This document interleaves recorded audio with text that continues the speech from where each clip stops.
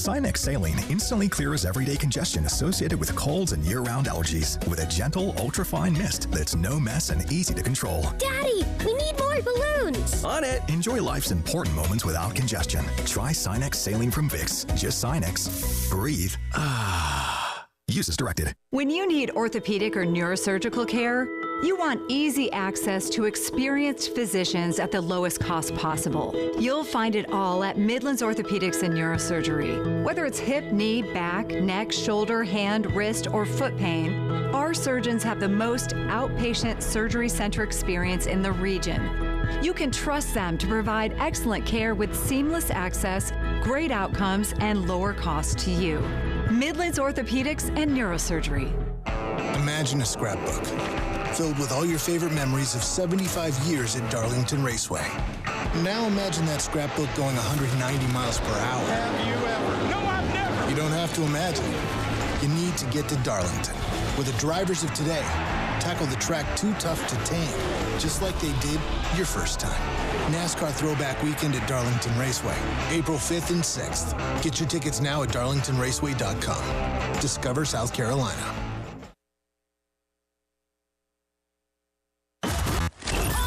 Your home for the Gamecocks. 107.5 The Game. WNKT Eastover, Columbia. A Cumulus media station. The Postgame Show with Jay Phillips and Elijah Campbell. Who the f*** are you, man? Call or text 803-404-6100 on the Game Network and on the 107.5 The Game app.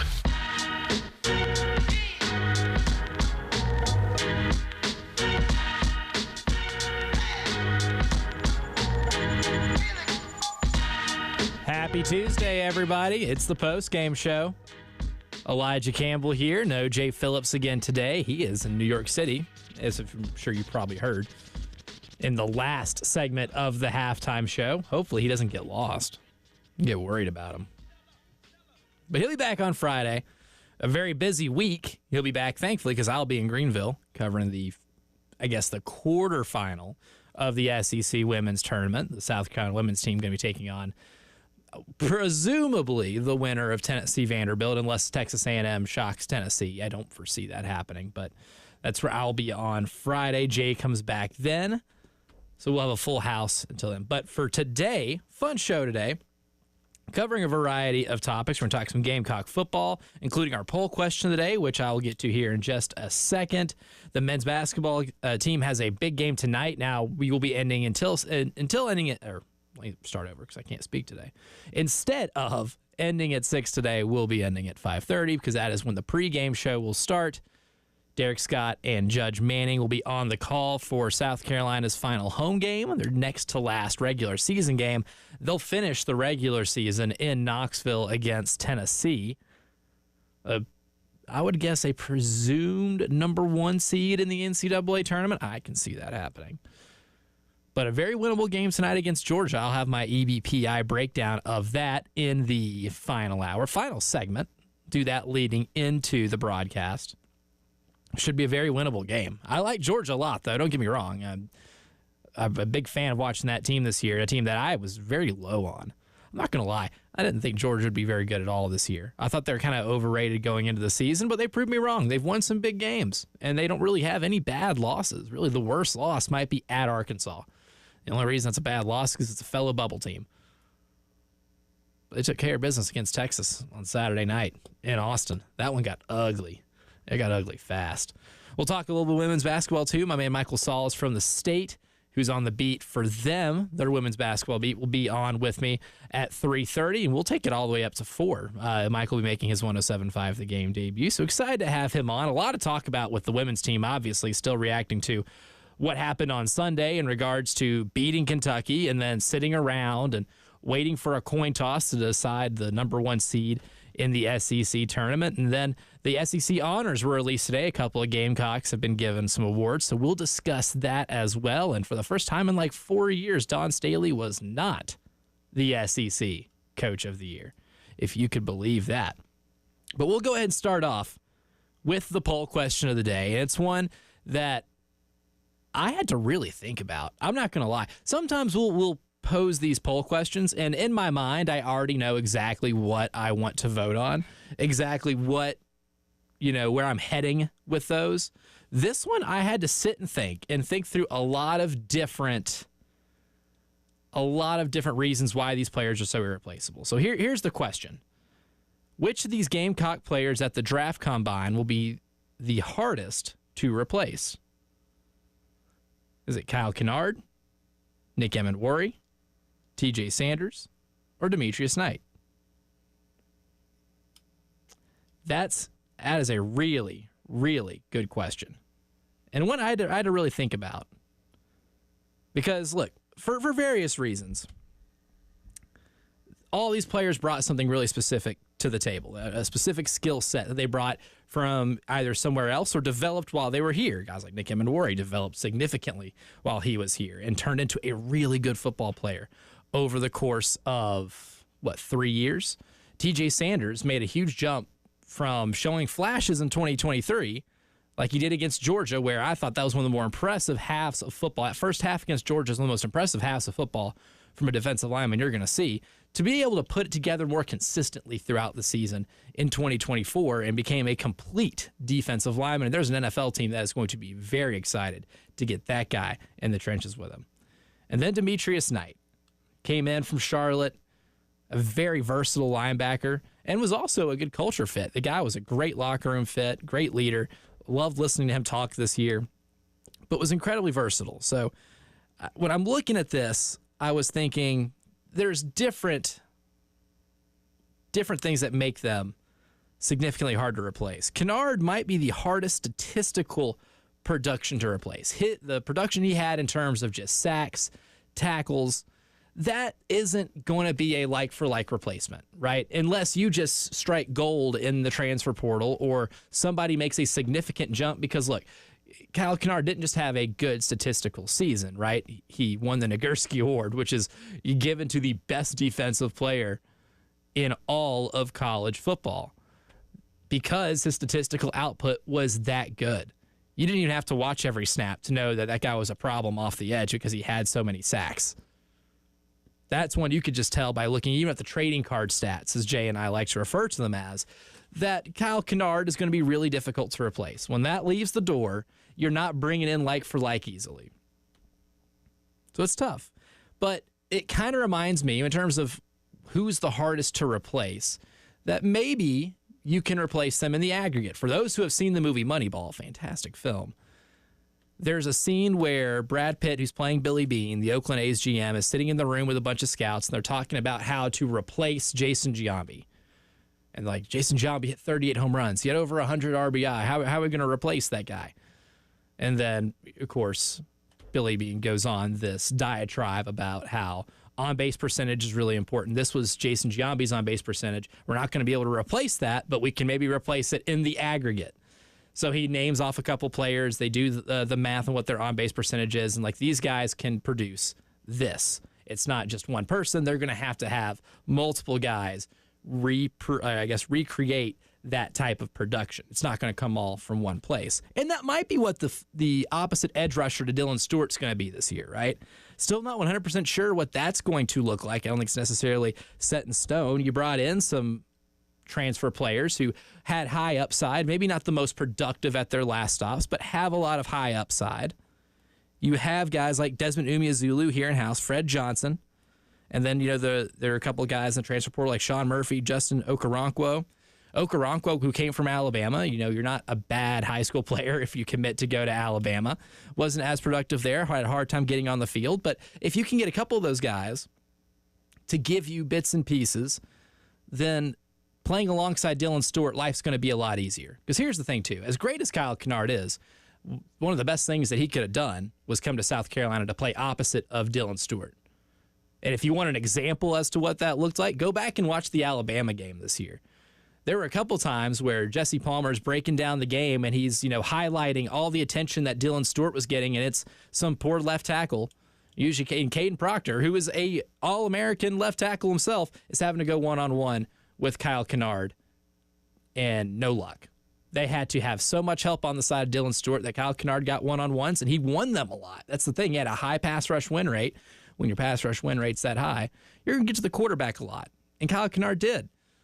And despite him being an absolute game wrecker in the first half of that game against Alabama, they still did not stray from their original game plan, and that is to have a lot of attention towards Dylan Stewart. So maybe, just maybe, if you get a couple of guys who maybe not as talented as Kyle Kennard, if you can get some of these guys to step up, get some quality snaps out of them, maybe you can recreate that production, at least marginally. Evan Warry is going to be tough just because I would say, maybe the best athlete on that defense. I mean, Dylan Stewart, obviously coming back, but all the guys you lose, Evan Warry might be the most athletic, and he's going to be the first guy in this group taken. I wouldn't be surprised if he goes first in the draft. Not first of these players, not first overall, but first round as well. I wouldn't be surprised if he goes, I guess, to Baltimore. Baltimore would be a good fit. I've seen some mocks that have Buffalo taking him, which I think Buffalo probably needs him more than Baltimore does. But there's a really good chance a really good team is drafting Nick Emmanwori in the first round and going to ask him to be really productive early on because he can. And he did a lot of things. He was a lot better in coverage. As a safety, he got significantly better in coverage from year 1 to year 3. He was always a big hitter. I think when I've talked to Shane Beamer before, asking about Nick Emmanwori, about the first time he realized this kid could play at this level, was his first career start when they were at Arkansas in 2022. And he solo tackles KJ Jefferson, who is not just any type of quarterback, right? KJ Jefferson is a big, big dude. And Nick Emmanwori popped him, and I think that raised a lot of eyebrows on that South Carolina coaching staff. They knew what they had. They had to develop him in coverage. And I think in 2024, you saw his best year in coverage. He's only getting better.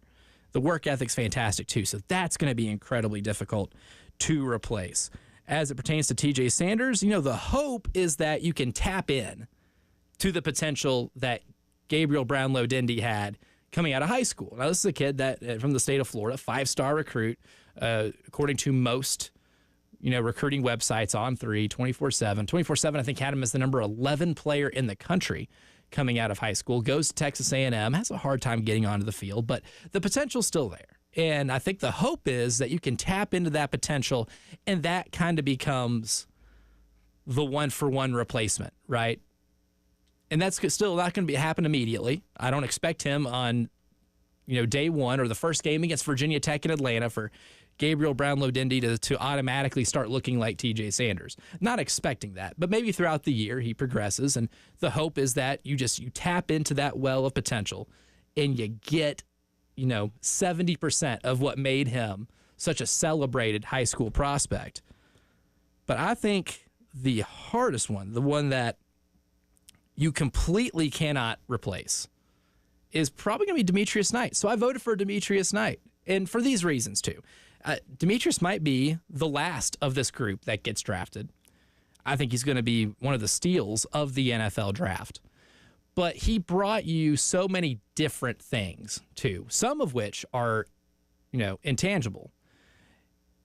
But you look at the linebacker position, how well he complemented everybody else. Now, the linebacker room completely is decimated because of graduation and the draft. Terry and I talked about that in the last segment of the halftime show, that, look, the entire linebacking room is gone, so replacing those guys is going to be difficult in general. You're going to have to replace Debo Williams, too. It's going to be very difficult. But Demetrius Knight at that position was definitely the most versatile player in that linebacking room because he was great at stopping the run. He can get to the quarterback, too. And I believe he got to the quarterback on the first play of the season in the Old Dominion game. He showed you what he could do in terms of getting to the quarterback and stopping the run, but he was also really good in pass coverage. And for a linebacker, that's a very valuable tool, especially in the SEC where you have incredibly athletic running backs that you're facing on a week-to-week basis, very dynamic offenses on a week-to-week basis. Demetrius Knight was great at covering running backs, tight ends, could stop the run. And he played some special teams and had a big special teams snap. Now, one of my favorite plays of the year was him snuffing out the Oklahoma fake punt attempt.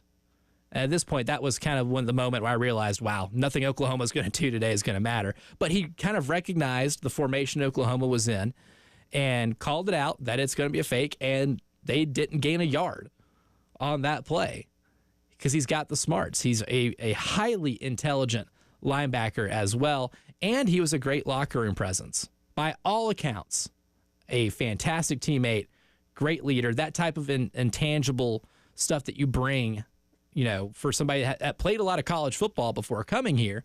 He used that experience. He used the leadership qualities he's able to build over time.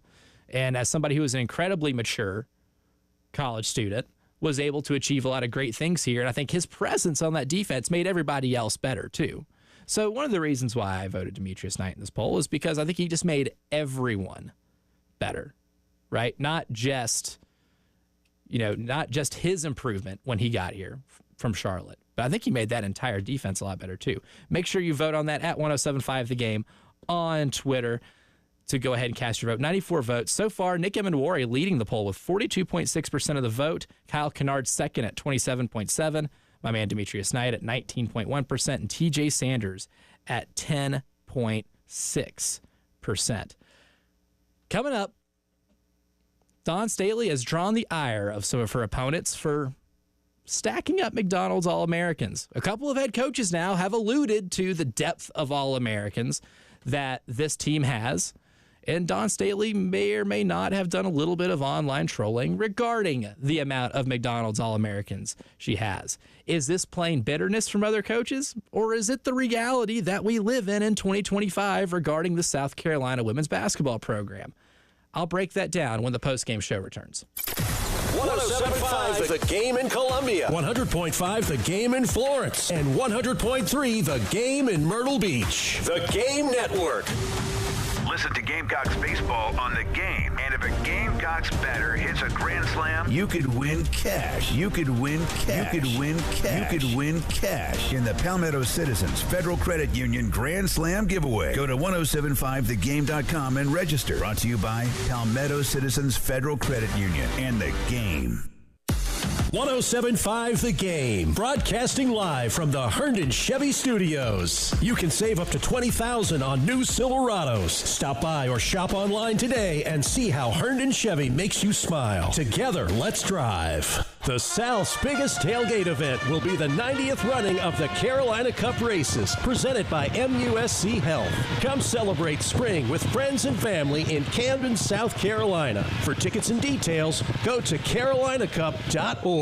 Don't miss Aaron's 70th anniversary celebration all March long, with 7 amazing deals, each under $70 a month, like a beautiful Woodhaven Shea sofa or a powerful HP laptop. Bring them home today, then pay your way over time with no long-term commitment. Plus, one penny gets you started on name brand appliances, electronics, and furniture. Explore the deals at Aaron's.com or your local Aaron's store. Don't wait. Aaron's anniversary sale ends March 31st. Approval not guaranteed. Restrictions apply. See store for details. You've been talking about it for years. This year, do it. I'm Eddie Springer of Treycow Builders, talking about remodeling your kitchen, bedroom, bathroom, or whole house. At Treycow, we know the hardest part of remodeling is just getting started. But with us, it's easy.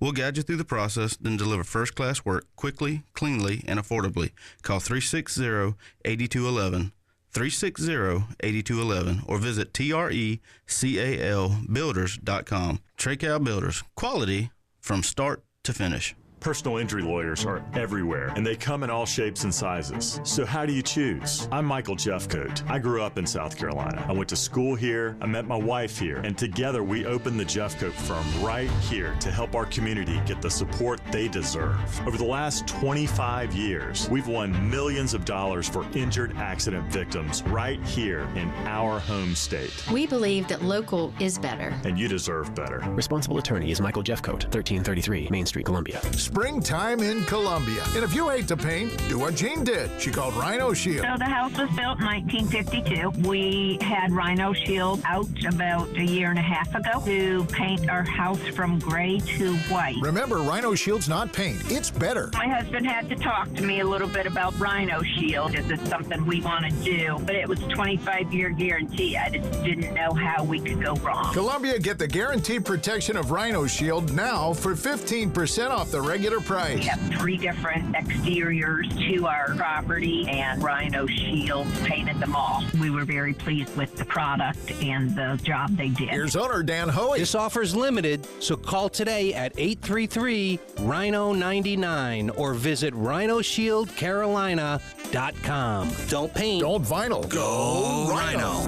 Don't paint, don't vinyl, go Rhino Shield. Never paint your house again. Rhino Shield. Get ready to smile because Herndon Chevrolet, your hometown Chevy dealer, is offering an amazing deal right now. Get up to $20,000 off new Silverados. Yes, you heard that right. Up to $20,000 off. Don't wait. Head over to HerndonChevy.com today and drive home in the truck of your dreams. Chevy, together let's drive. Herndon Chevrolet, Herndon makes you wanna smile.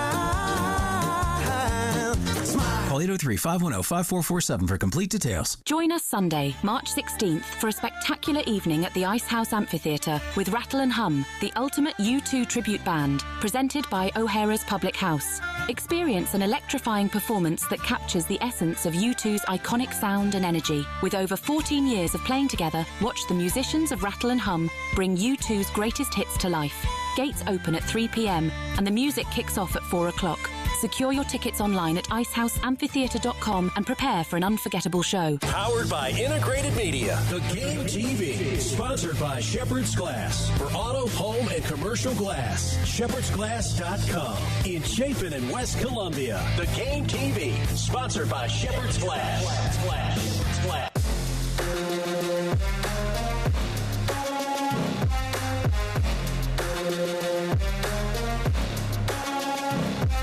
Postgame Show with Jay Phillips and Elijah Campbell on the Game Network and on the 107.5 The Game app.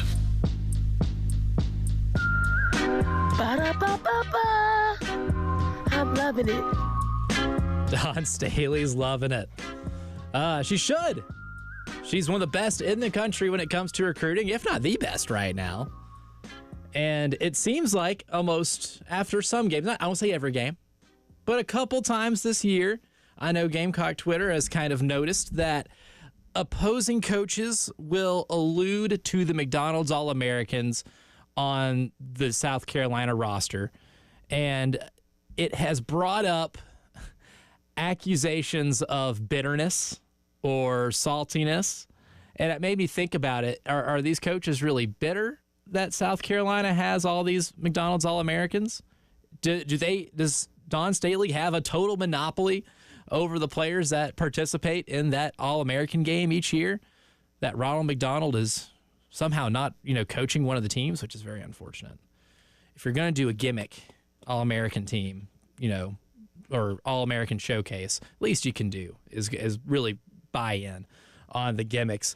But I thought about it, and I went back and listened to some of the clips from some of the coaches who have been here at CLA and have alluded to it during their post-game press conference. And is it them using it as an excuse? So I wanted to go back and listen to the context of a lot of it. So we'll start with what happened on Sunday. Kenny Brooks for Kentucky was kind of asked about, I guess, what happened with his team late in the game. Or no, he's asked about what he's proud of with this team, in particular, his Kentucky team, because they had a lot of changes throughout the year. He's a first-year head coach who came in from Virginia Tech and brought a lot of, some of his players, including his best player, George Amore, came with him for Virginia Tech. So they got a lot of transfer players. They've had to gel in a small amount of time in terms of what it was in the offseason.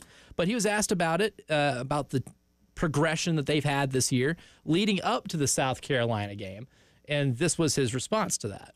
They've grown immensely. Obviously we had a lot of doubts. We have 11 new players out of 13, and I think sometimes we talk about it a little bit, but in a game like this, it really comes into play. When we had the injuries to the two kids, Jordan Obi and Dominika Paravova, that really hurt our depth. Those two kids were probably going to be, definitely in a rotation, maybe even being starters. And in a game like this, you need it. They were bringing in McDonald's All-Americans, 4 McDonald's All-Americans, and just seeing which one was going to play better, and they were fresh. And going down the stretch, I think it was 4 minutes ago, it was like maybe a one-possession game, and that really elevated them. But looking back, in the year, I was just talking to a friend out there I hadn't seen in a while, and it's been the smoothest year that I've had. The kids are. They're great. They came together organically to form the chemistry that we do have, and to finish top 4 in this league. That's a tall order because it's the best league in the country. So I think it's been a lot of fun. It's been very successful. But the great thing is we feel like we still have a lot of basketball left to play, and we're excited about that. So that was his allusion to South Carolina. Bringing in McDonald's All-Americans in for McDonald's All-Americans. That was the first one that got a lot of traction on the internet this week. But here's Kim Mulkey talking about it after the loss when they came here back in January in a highly anticipated Friday night game. They got beat. Kim Mulkey was talking about how she was proud of her team playing in this game, and she ends up alluding to the amount of McDonald's All-Americans that South Carolina has in kind of humorous fashion. Learned a lot about my team today. What did you learn? I learned we can hang with the best in the country. And I do think they're the best in the country. I know UCLA put it on them, but I do think, look, I don't know that I've ever coached against a team that's got 10 McDonald's All-Americans on a roster. How do you even keep 10 on a roster? And that's what we faced today. And what a challenge it was. And it was an enjoyable game to coach in. And man, was it good for women's basketball, but it was good for the SEC. And the 10 McDonald's All-Americans on the roster sounded a little hyperbolic, but maybe not too far away, so I decided to fact check. And I did go back and look at every McDonald's All-American roster since 2021 to see if Kim's just being dramatic. Well, I counted 9. Now most of these players, not most, some of them, didn't originally commit to South Carolina. So if you look at the rosters, the McDonald's All-American rosters that are released every year, it mentions the school that they're going to go to. But obviously, with the transfer portal and everything, rosters can change. So as of now, the current McDonald's All-Americans on South Carolina's roster, Miriam Dowda, Sanaya Fagan, Raven Johnson, Tahina Paupau, Ashlyn Watkins, Mylasia Fulwiley, Tessa Johnson, Joyce Edwards, Maddie McDaniel. So that's 9, which is still, that is a starting 5 plus 4 bench players with McDonald's All-Americans. It's hilarious depth. And I guess some of the critique that some of these people have had about these coaches talking about this online is that no one talks about other schools, getting a lot of McDonald's All-Americans. So I just decided to look. My curiosity really got the best of me. So I went back to that 2021 McDonald's All-American game, and I looked at every single roster since then, and I tallied it up. South Carolina has 9.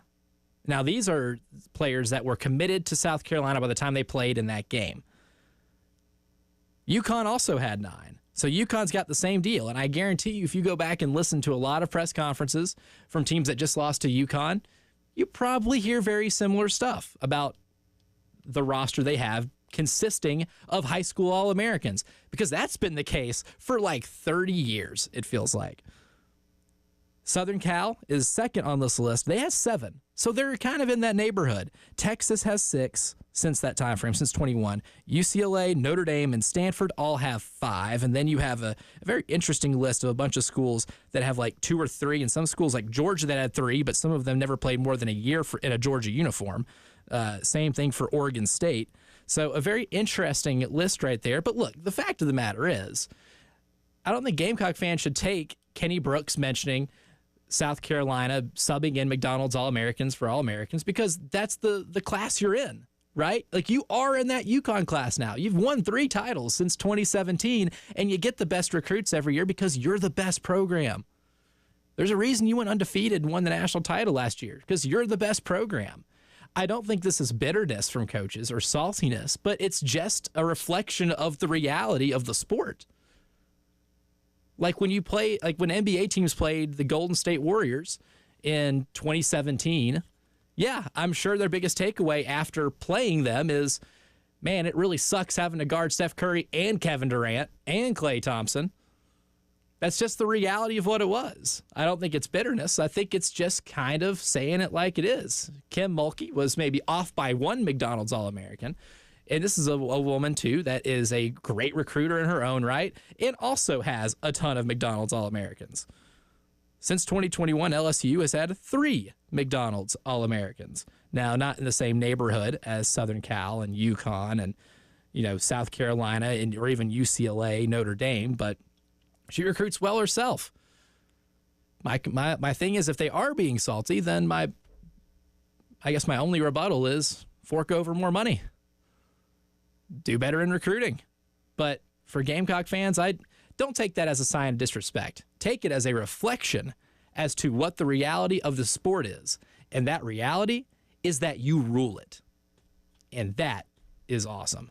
And that makes me excited for the SEC Women's Tournament. And speaking of, it's time to better call Sauls. My man Michael Sauls is going to join me from the state newspaper on the women's basketball beat. We're going to talk about the weekend that was, the dramatic coin toss, and whether or not this is going to be the best SEC women's basketball tournament to date. Michael joins us when the postgame show returns.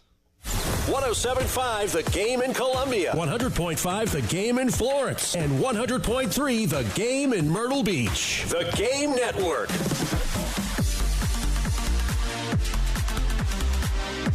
Hate paying for streaming? Well, the 107.5 The Game app is free. Yes, free. Just download the 107.5 The Game app. Hey, y'all, Jay Phillips for our good friends at Cato's Power Equipment. Ben, Matt, Andrew, the entire crew at Cato's, ready to make sure that everything that you need for your yard work is right in front of you. The latest from Steel, from Toro, from Gravely, battery-powered, gas-powered. Listen, the service department, second to none in this town. They've been in business since 1983, so they know what's up, right? It's that simple when it comes to what they do at Cato's Power Equipment. And a lot of the battery-powered things now, they won't be in the service department. They'll be working for you a whole lot longer, and they're just as powerful as so many of the things from generations past. I love my Toro equipment. Can't wait to use it when it's time for yard work because I get it done well, I get it done faster. Check them out online. See the entire inventory. As I've said for many, many years now, whether you do it for yourself or you do it for a living, you need to work with the great people at Cato's. CatosPowerEquipment.com, 4012 West Beltline Boulevard. Family owned since 1983. That's Cato's. Currently car shopping? State Credit Union now has auto loan rates as low as 4.25% APR. Plus, you'll have no car payment for up to 90 days. Visit one of State Credit Union's 19 full-service branches or their website, scscu.com. That's scscu.com and apply online for your new car loan today. That's scscu.com. Terms and conditions apply. Equal housing lender. Federally insured by the NCUA. Texting privacy policy and terms and conditions posted at textplan.us. Texting enrolls for recurring automated text marketing messages. Message and data rates may apply. Reply stop to opt out.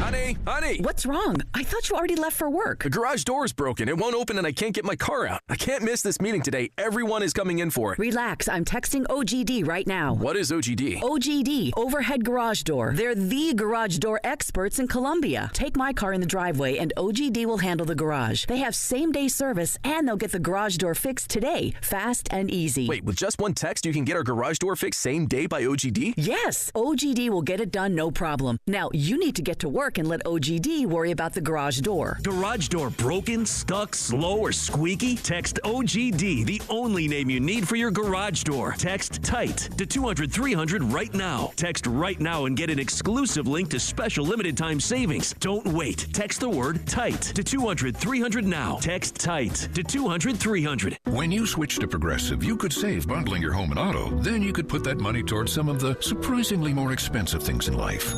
May I help you? I just wanted to request a late checkout, please. Of course. That's $30 per hour for up to 4 hours. Huh.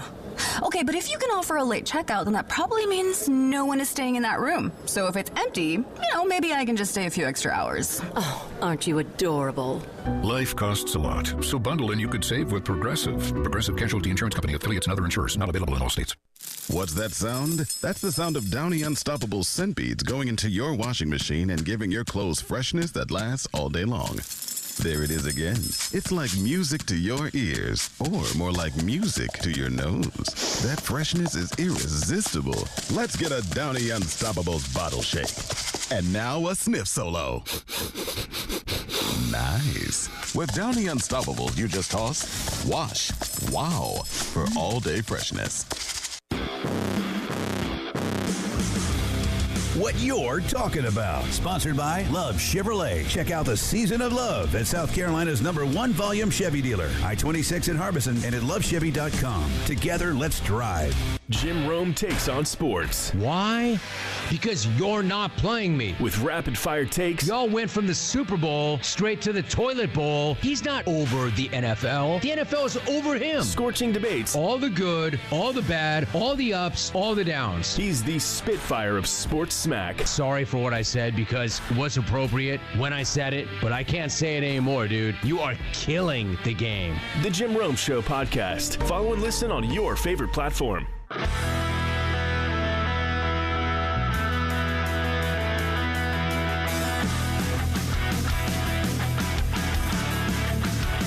What You're Talking About, sponsored by Love Chevrolet on the Game Network and the 107.5 The Game app. And what we're talking about here on 3:30 on a lovely Tuesday afternoon, talking about dialing up that phone because we better call Sauls. My man Michael Sauls from the state is joining me right now. A massive weekend for the South Carolina women's basketball team as they clinched yet another SEC regular season title, this time a share of it, and then sat through some of the most, anxiety-inducing coin toss that anybody's ever had on TV that didn't exist in a Super Bowl. I don't know. We might have to have that one fact-checked. But, Michael, thanks for joining me, man. Appreciate your time. And honestly, looking forward to this SEC tournament next week. It's going to be loaded. Yes, sir. Appreciate you having me on. Yeah, I think we're in for a really good week of basketball, that's for sure. Oh, yeah. And starting with Sunday, too, I mean, look, this was one of the best tests that this team has had all season long. Like, they've played a loaded schedule. It's the #1 strength of schedule in the country for a reason because Dawn always tests her teams, but there have been various type of tests, and you haven't seen a lot of games where it's incredibly close in the last 5 minutes. Really, the only loss they had down the stretch of a game was Texas. UConn and UCLA weren't necessarily close games throughout, but in this one, you had a lot on the line, like an SEC regular season title, a high-quality opponent, a team in the top 20 of the net rankings, and you found yourself up by only 1 after losing a double-digit lead with about 5.5 minutes to go, and then they turned it on. What did you learn about this specific South Carolina team in that game on Sunday?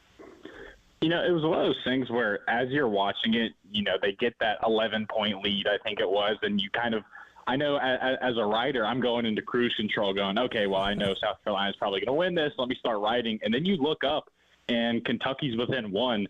And I was kind of like shell-shocked. I looked up, and I was like, I was not expecting it, to come down to this. It was one of those where you knew Kentucky wasn't going to lay down easily, but I think most of us were already looking forward to the coin flip, so we had kind of checked out in a way. But no, the defense just – they weren't playing bad per se, but I don't know what it was. South Carolina's defense switched like a switch flip in the last 6 minutes. Obviously, forcing 7 turnovers, which led to that. I think it was a 12-2 run in the last 5 minutes of the game, and I think it just proved that South Carolina's defense is really good, and we've known that all year. But it's one of those things where South Carolina's defense just likes to not take days off, but go into cruise control in a way. And we saw what can happen where when they lock in, just how good this team can play. And here's the thing too: what I love about this group is that when they do lock in on defense, it helps the offense because this team just thrives in transition and on the fast break. Right? I mean, this is a team that can score, 25 to 30 points in the fast break per game just by getting steals. And it's one of those things. I don't know if there are many teams in the country that thrive as well as South Carolina does just by getting out in transition, by forcing a lot of live ball turnovers. And really, in a game that's that close, that's a good thing to be able to pull out, is to play great, help side defense and be able to get those steals and get those, what you'd call in football, pick sixes. Yeah, absolutely. I know I asked, Coach Staley about this at one point. It might have been last week. Just the concept of defense leading the offense and how important that is to a win and how important it is to really to South Carolina basketball in general. And I mean, in those last 7 minutes of that Kentucky game, you saw that on full display where I feel like at times South Carolina's offense is, their defense has kind of relied on their offense being good. But if you can flip that around, if you can create points with your defense, that gives you some cushion in your lead. And I mean, again, we saw the defense leading the offense on full display in those last 7 minutes of that game on Sunday. Certainly. One thing that we saw, too, that I thought was incredibly encouraging for this team moving forward, a little bit of offensive momentum from Tessa Johnson. She's had some games where she hasn't shot as well, given what her standard is as an incredibly sharp shooter, one of the best three-point shooters in all of college basketball. To see her go on a little bit of an offensive run in that game, too, has to be incredibly encouraging for the downhill stretch here. Yeah, I mean, especially I saw someone on Twitter say that it was really just tournament Tessa, heating up and getting ready for the tournament. But, yeah, I mean, 16 points off the bench, 7 for 9 from the field with 2 threes. To your point, she wasn't, necessarily in a slump, but she definitely hadn't been performing to the standard that I think all of us kind of hold Tessa to in these last couple of games. But I mean, for her to come off the bench and lead the team in scoring in such an important game against a top 25 team, I think that is absolutely a great sign. And for her and for the team, and you kind of hope that she continues that as we go through the SEC tournament.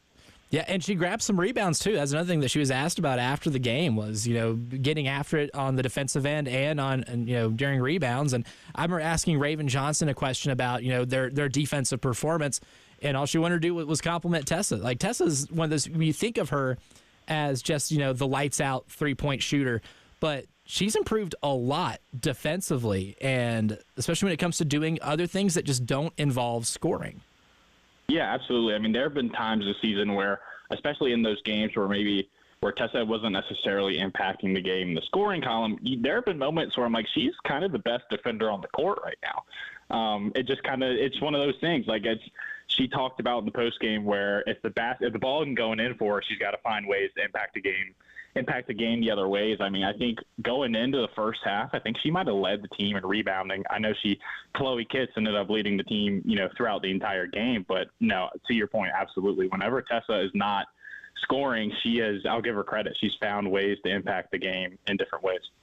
And now to the coin toss. That was a very unique experience. I can't say I've sat in a media room waiting for a press conference and it's being delayed because we have to see the result of a coin flip by a conference commissioner because we had a tie at the top of the SEC standings and the teams split the season series for a rule that's, I guess, been in place since 1990 for this to happen for the first time in 2025 and for it to end up turning into a little mini TV spectacle felt really surreal.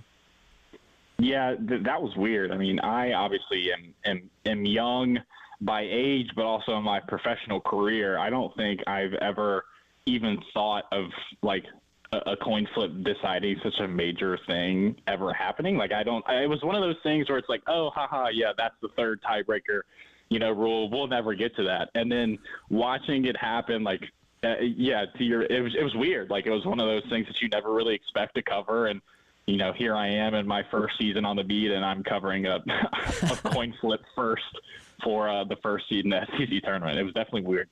Just thank God Greg Sankey caught the coin. That way we can avoid any type of controversy. And at least they televised it, so it made for decent television and it allowed for some transparency. But I want to ask you to put your SEC commissioner hat on. Let's say you are the SEC commissioner. You had to flip a coin to decide the first seed. How do you rectify that situation moving forward to where we don't have to do something like that again? Because I do truly believe, and a lot of us believe, that there is a real advantage to having the 1 seed and the times that you play and then who you play against compared to what the 2 seed is. Like that does make a little bit of a difference. Yeah, I'm sure that there are other tiebreaker rules that you could put ahead of the coin flip. I think you keep the coin flip just in case. Again, I mean, obviously they've had this rule since the 90s and they've never had to use it until now. So now you probably should dock it down to number 5 on the tiebreaker list of things.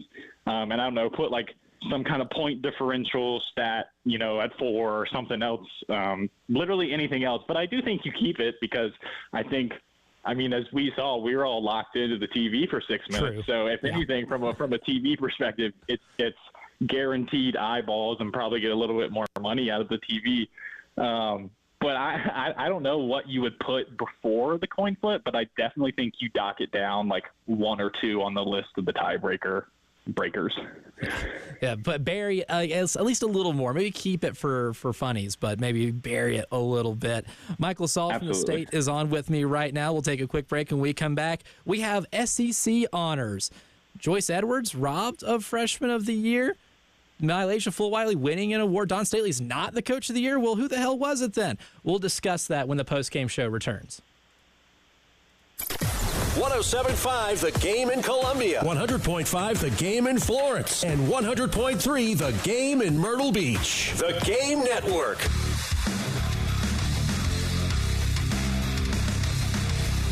Everybody loves streaming till you have to pay for it. Just download the 107.5 The Game app and stream us for free.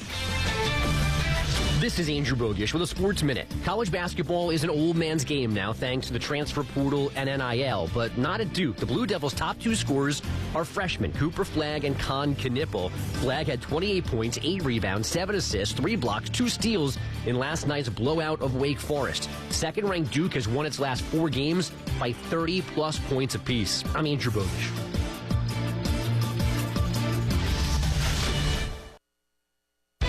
This is the story of the one.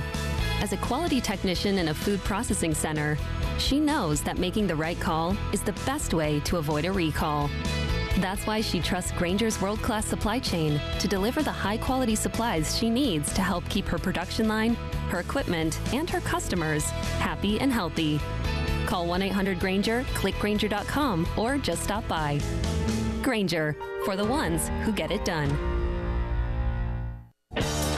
Still getting around to that fix on your car? You got this. On eBay, you'll find millions of parts guaranteed to fit. Doesn't matter if it's a major engine repair or your first time swapping your windshield wipers. eBay has that part you need, ready to click perfectly into place for changes big and small. Loud or quiet. Find all the parts you need at prices you'll love. Guaranteed to fit every time. But you already know that. eBay. Things, people, love. Eligible items only. Exclusions apply. Do you have sagging, soft, or bouncy floors in your home? Well, this could be a sign of rotten wood caused by moisture in your crawl space. Damaged wood in your crawl space can affect your home's foundation, and that can affect your home's value, and nobody wants that. Say goodbye to sagging floors and hello to a stable foundation. Contact Canty today for your free inspection at 803-424-8380 or visit CantyCanFixIt.com. Sometimes I struggle to get to sleep. My body stopped for the day, but my mind is still running. So I take ZzzQuil. ZzzQuil, the world's #1 sleep aid brand, has a range of non-habit-forming products to fit you and your family's needs. Invest in a great night's sleep for the best you tomorrow. I'm awake and ready to take on anything. Better days start with ZzzQuil nights. Explore our products at ZzzQuil.com. Use as directed. Keep out of reach of children. When you're hiring, have you ever felt like you're missing out on meeting great candidates? Well, they're not hard to find when you go to ZipRecruiter. ZipRecruiter helps 10 million people with their job search every day. People who are actively looking for jobs like yours. So it's easy to find the right person fast. 4 out of 5 employers who post on ZipRecruiter get a quality candidate within the first day. Try ZipRecruiter for free at ZipRecruiter.com/free. That's ZipRecruiter.com/free. Hey, this is Jen Jensen for CHW Cabinetry. My family is using CHW Cabinetry, and they are fantastic to work with. They make sure you're satisfied with every step of the process. Not only do their photorealistic renderings show exactly what your new space will look like, their job site guarantees everyone is on the same page, literally. Experience the CHW difference for yourself. Go to chwcabinetry.com to see more, or call them at 803-520-6837, and be sure to tell them Jen Jensen sent you. CHW Cabinetry, passion from inspiration to installation.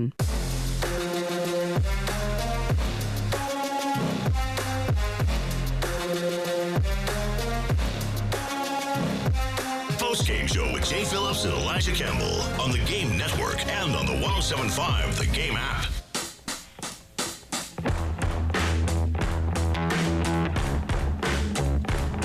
Final segment of hour number 1 here on the Postgame Show, and we are in the middle of our Better Call Saul segment.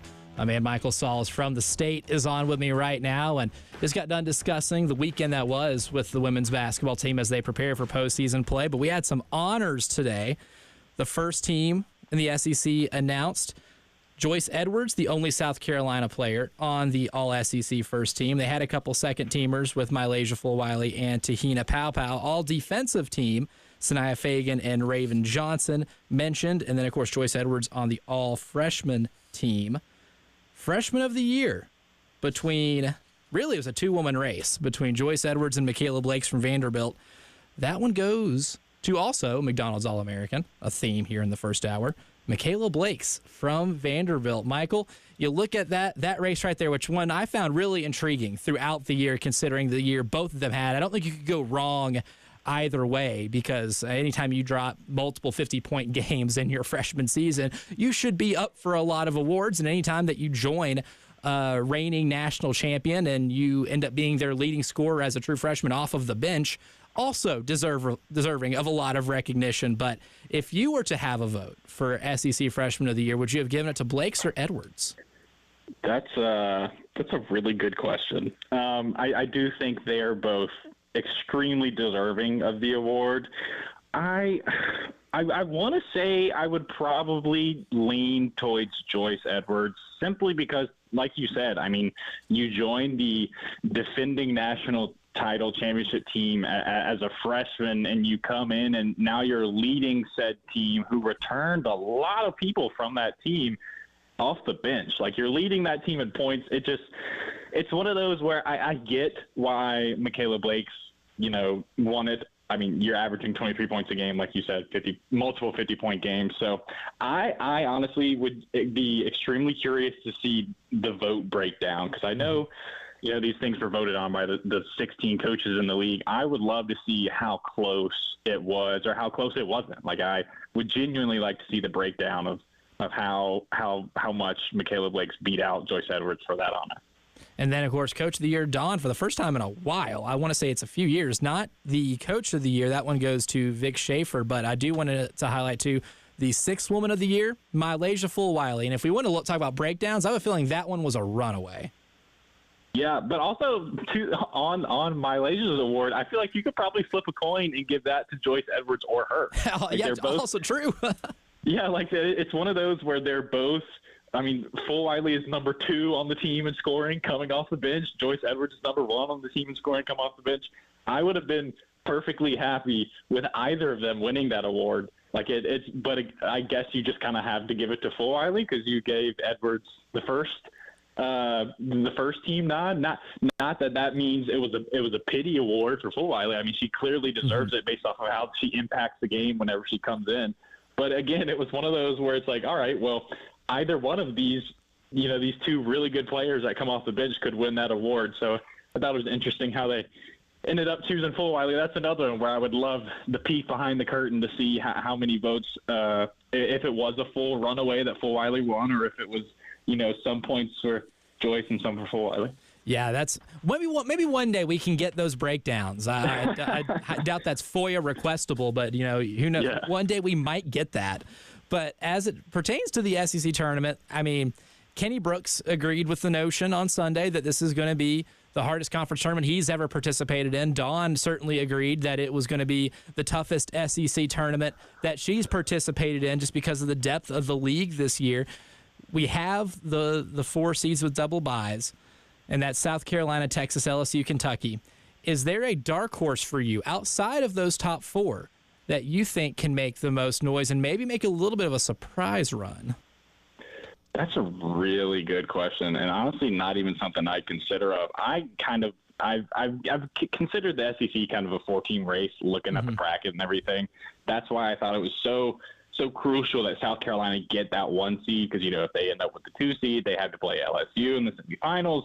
And if I'm South Carolina, I'd rather play a team like Oklahoma or Kentucky in the semifinals as opposed to LSU. Granted, with the Fauja Johnson news, maybe it would be a little bit easier, but LSU is LSU.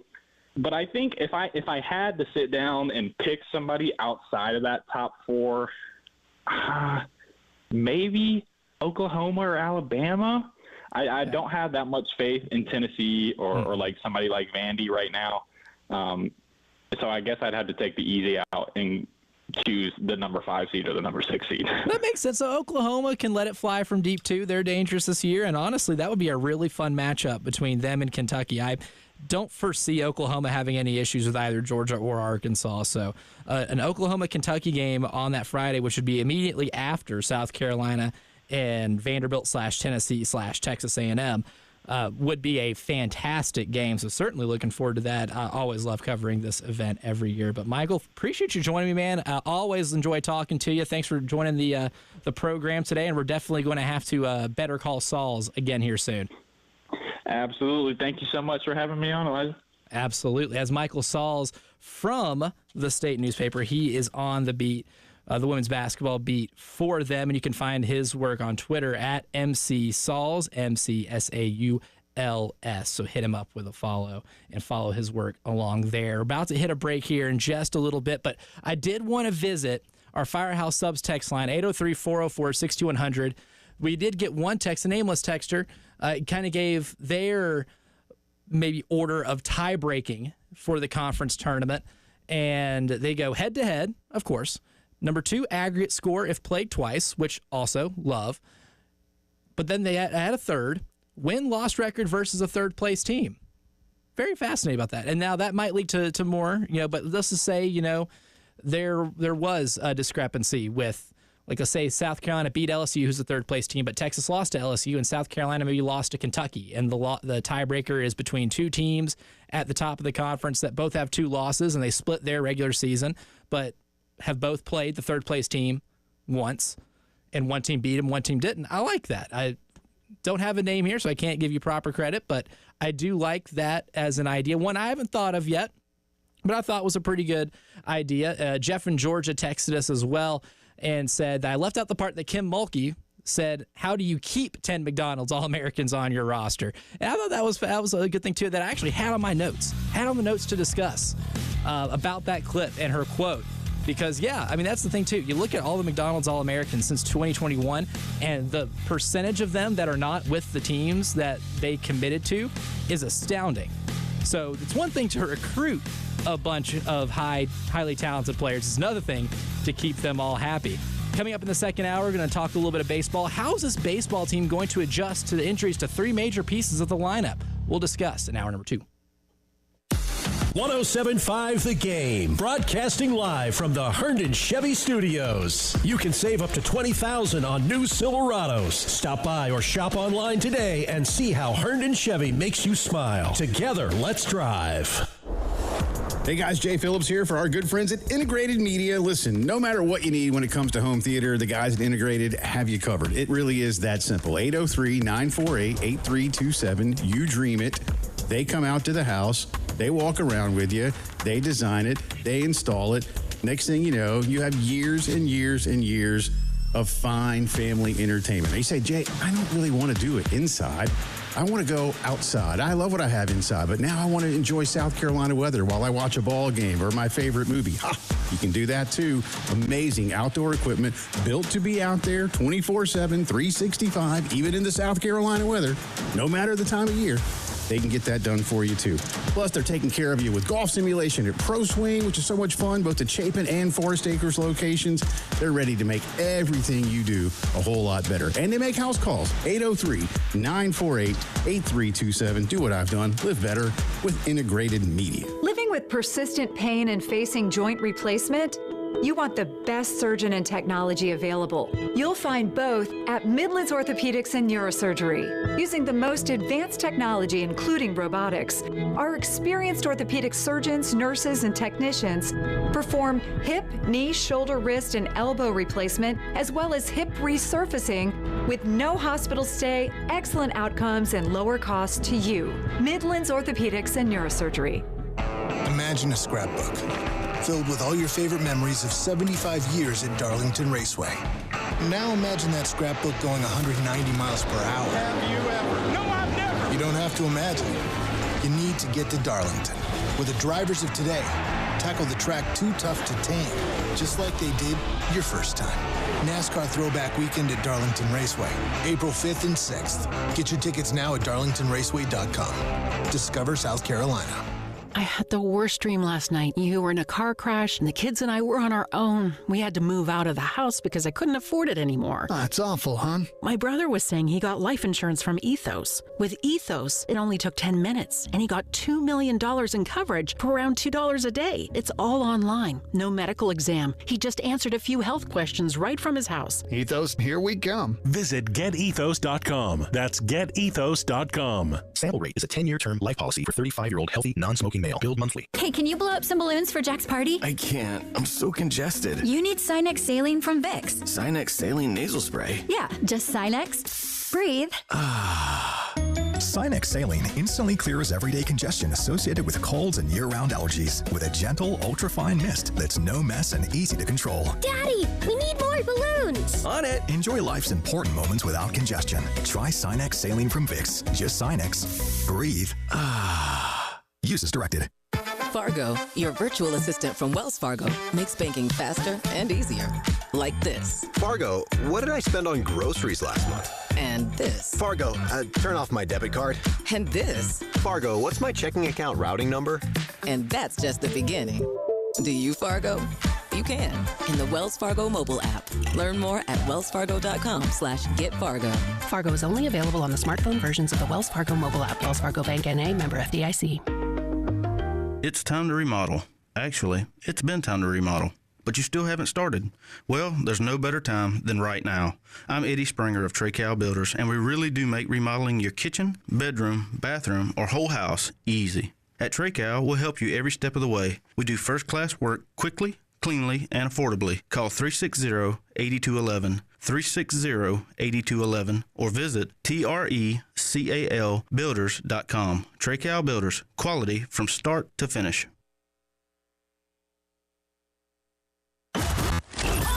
Your home for the Gamecocks. 107.5 The Game. WNKT Eastover, Columbia. A Cumulus media station. The Postgame Show with Jay Phillips and Elijah Campbell. Who the f*** are you, man? Call or text 803-404-6100 on the Game Network and on the 107.5 The Game app.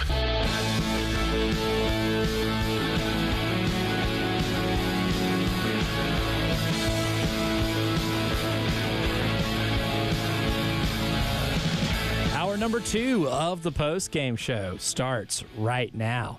And as a little programming reminder, we'll be off the air at 5:30 today as opposed to our normal 6 o'clock time, because 5:30 will be the pregame for the men's basketball game against Georgia tonight, the final home game of the season.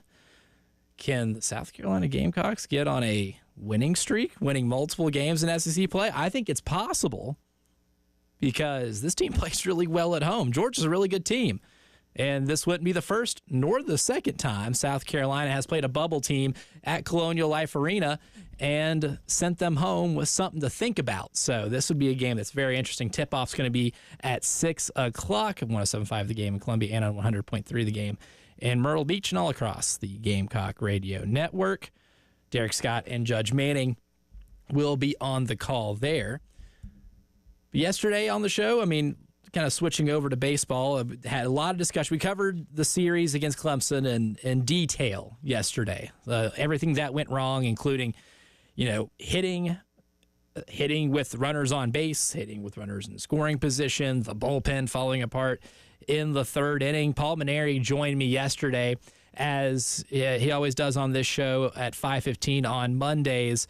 And one thing that I discussed, and that's probably maybe the biggest concern moving forward, is having to shift some guys in the lineup. Look, it came to light after the third game that Talmadge LeCroy missed the game because of an injury. Kennedy Jones missed the game because of an injury. LeCroy even had that injury happen to him in the first game of the season and got pretty badly re-aggravated. A fracture in the hand is never a good thing, always something hard to play with. And I guess it does speak to the toughness that he's played with just to be able to be on the field and play a position like catcher where you're using your hands pretty frequently and, swinging a baseball bat. Those two guys are going to be out. And then he also discussed Dalton Mayshore battling an injury too. Those are three guys that in the order are supposed to carry a lot of weight. That's a lot. That's three bats that you're going to be missing. And then those are three key fielding pieces that you're also going to be missing, including your starting catcher. So in a game like tonight against Davidson, which you can hear on 98.5 WOMG, that pregame is going to be at 6:15. How do you replace those players, right? And now that we're getting closer to SEC play, I mean, that's coming right up. We're not far away from conference play. How do you squeeze guys into those positions to where it's the best possible position for them to succeed while also maybe learning what else you have on the roster? Because while these three are out, it's going to be a learning experience for Coach Maneri and this staff to figure out what they have in terms of the reserves and what type of positional versatility you actually have. You have an idea of what it's going to be at the beginning of the season, but only until you hit adversity like this do you find out what you actually have in those guys when they're having to play in elevated roles. So I asked him about the lineup shifts that are going to have to happen here before SEC play, and here was Coach Maneri's response. Yeah, then that's why I played a lot of guys, because you just never know when you're going to need them. And if you're going to need them, you want them to be ready to play because they're sharp. And that's why I try to get some guys some playing time in the anticipation of, some injuries that are unfortunate, and also, some players maybe not performing at the level that you thought that they would. So, I hope that by next week, when we play Oklahoma, that we'll be settled in and guys will be healthy enough to be able to line up and play. But we're going to have to continue to try some different guys. One guy I'm going to play tomorrow that had a good game when I played him once was Bo Hollins, and he's going to be in there tomorrow. Maybe Bo will give us a spark. We got to get some of the other guys hitting. Like Scobie and Kazmar. They've struggled at times. They've looked good, but at times they've struggled. We just got to get them on a more consistent path where they can show what kind of ball players they really are, especially with the bat. The Scobie and Kazmar thing is interesting because I know this coaching staff is incredibly high on both of those players, and I was really high on getting Kazmar in the portal. I thought that was a really good addition, was very productive at Ohio State. And then when it comes to Scobie, I mean, a freshman, so there's going to be some lumps with him. And that one I understand more because he's having to start as a true freshman at a position like third base. That is a pretty tough ask, but you're going to need him to be able to show what he can do with the bat. And the biggest concern is going to be at catcher. I'm curious to see what they do tonight. I haven't seen a lineup just yet, but would like to see, some production out of someone like Ryan Bakes. Ryan Bakes is going to be a guy who I think is going to see some time behind the plate, or maybe Max Coffer. Coffer played on Sunday night, and you had too many pass balls. When it comes to fielding the catcher position, that's the one thing you can't have. And I think with Talmadge LeCroy's injury, you're going to have to see what you have behind the plate, whether it's Ryan Bakes or whether it's Max Coffer. You're going to have to find those guys that are going to be reliable catching pitches and just doing that bare minimum thing right there too. That was one of the weaknesses coming into the Clemson game, right? We talked about it with Stuart Lake. We talked about it with John Whittle. What is this Clemson team going to try to do to exploit some lineup deficiencies or exploit South Carolina in any way? And one of the things they both mentioned were throwing guys out. They haven't thrown a runner out all year coming into that series. And it's one of those two that also it's explained because Talmadge LeCroy is throwing a baseball with a fracture in his hand. But you got to be able to throw out runners, especially in the SEC, man. These teams have speed, and they are not afraid to run, to steal and hit and run and do all of that.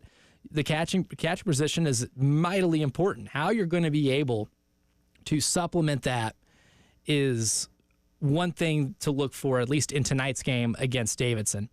But the one player that I'm the most excited to see maybe take control of an opportunity that he has is Bo Hollins. Bo Hollins was a fantastic high school player over at River Bluff High School. Before coming here to this radio station, I was the sports editor at the Lexington County Chronicle. So I got to my first game I think I really covered with that newspaper was a River Bluff playoff baseball game. And he stood out. He's one of those guys that, like, if you are an alien, you go to a high school baseball field and you have to identify, without knowing anything about baseball, who the best player is, he passes the alien test. He definitely passed the alien test in high school. This is a kid that could hit the ball a mile away. I know MLB scouts were in that press box watching that game too, and watching those games and keeping up with them. He's a highly, highly skilled player. Beautiful swing, a lot of power. And it's something that could translate really well to the college level. And I think them keeping him here was huge. That was a huge plus to be able to keep a bat like that in the state, keep him here in Columbia, and to keep him here for a few years. This is a big opportunity. He has an RBI already from one of the games earlier in the season.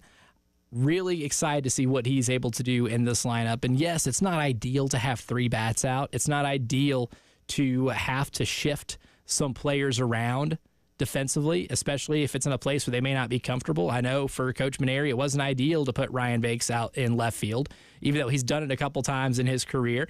I'm sure he prefers him, if he's going to be in the field, to be behind home plate.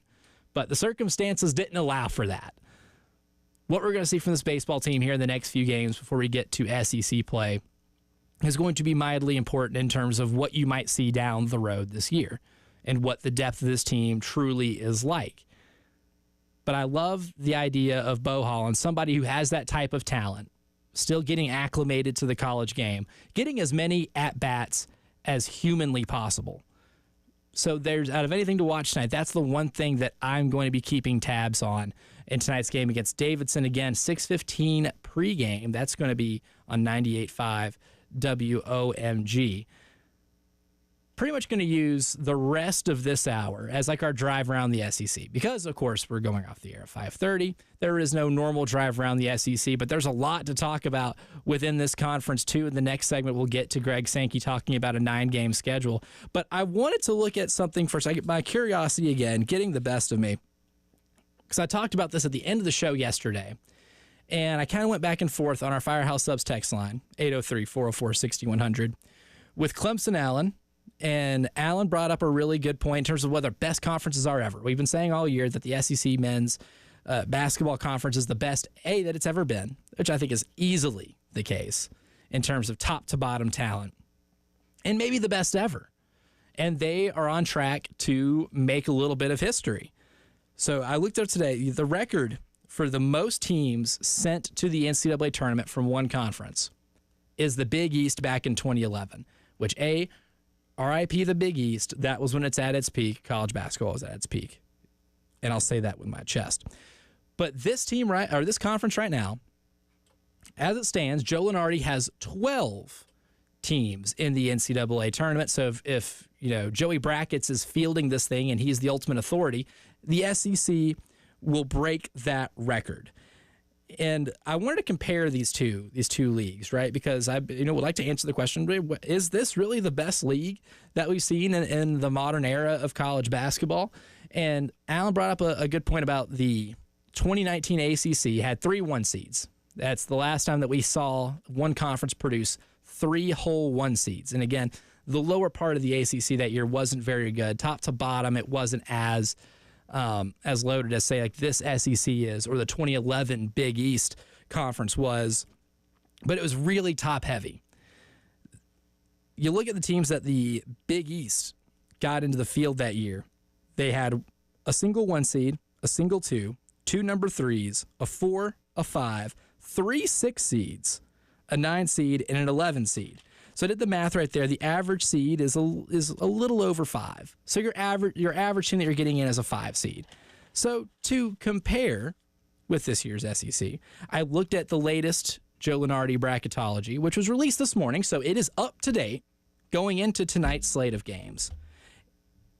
And he has the SEC with 12 teams in, but with Texas and Oklahoma as 2 of the first 4 out. And I'm editorializing on this one. That one is the correct thing to do because Oklahoma's only won 4 games since the turn of the calendar. They've struggled a lot, and Texas has gotten absolutely clubbed by a couple of teams that they are on the bubble with. So they're clearly the odd team out, I believe, too. But in terms of the seed breakdown, He's got the SEC with 2 1 seeds, even though I think when push comes to shove, Florida, who did go to Auburn and won at Neville Arena, I do believe will get the edge over Houston, but he has Houston getting that 1 seed over Florida. But he's got 2 1 seeds, Auburn and Tennessee, 2 number 2 seeds, which would be Florida and Alabama, 1 number 3 seed, a 4, a 5, a 7, an 8, a 9, and 2 11s. With Georgia being one of those 11s. He has Georgia as one of the last 4 byes, so one of the last 4 teams that doesn't have to play in Dayton, Ohio in the first 4.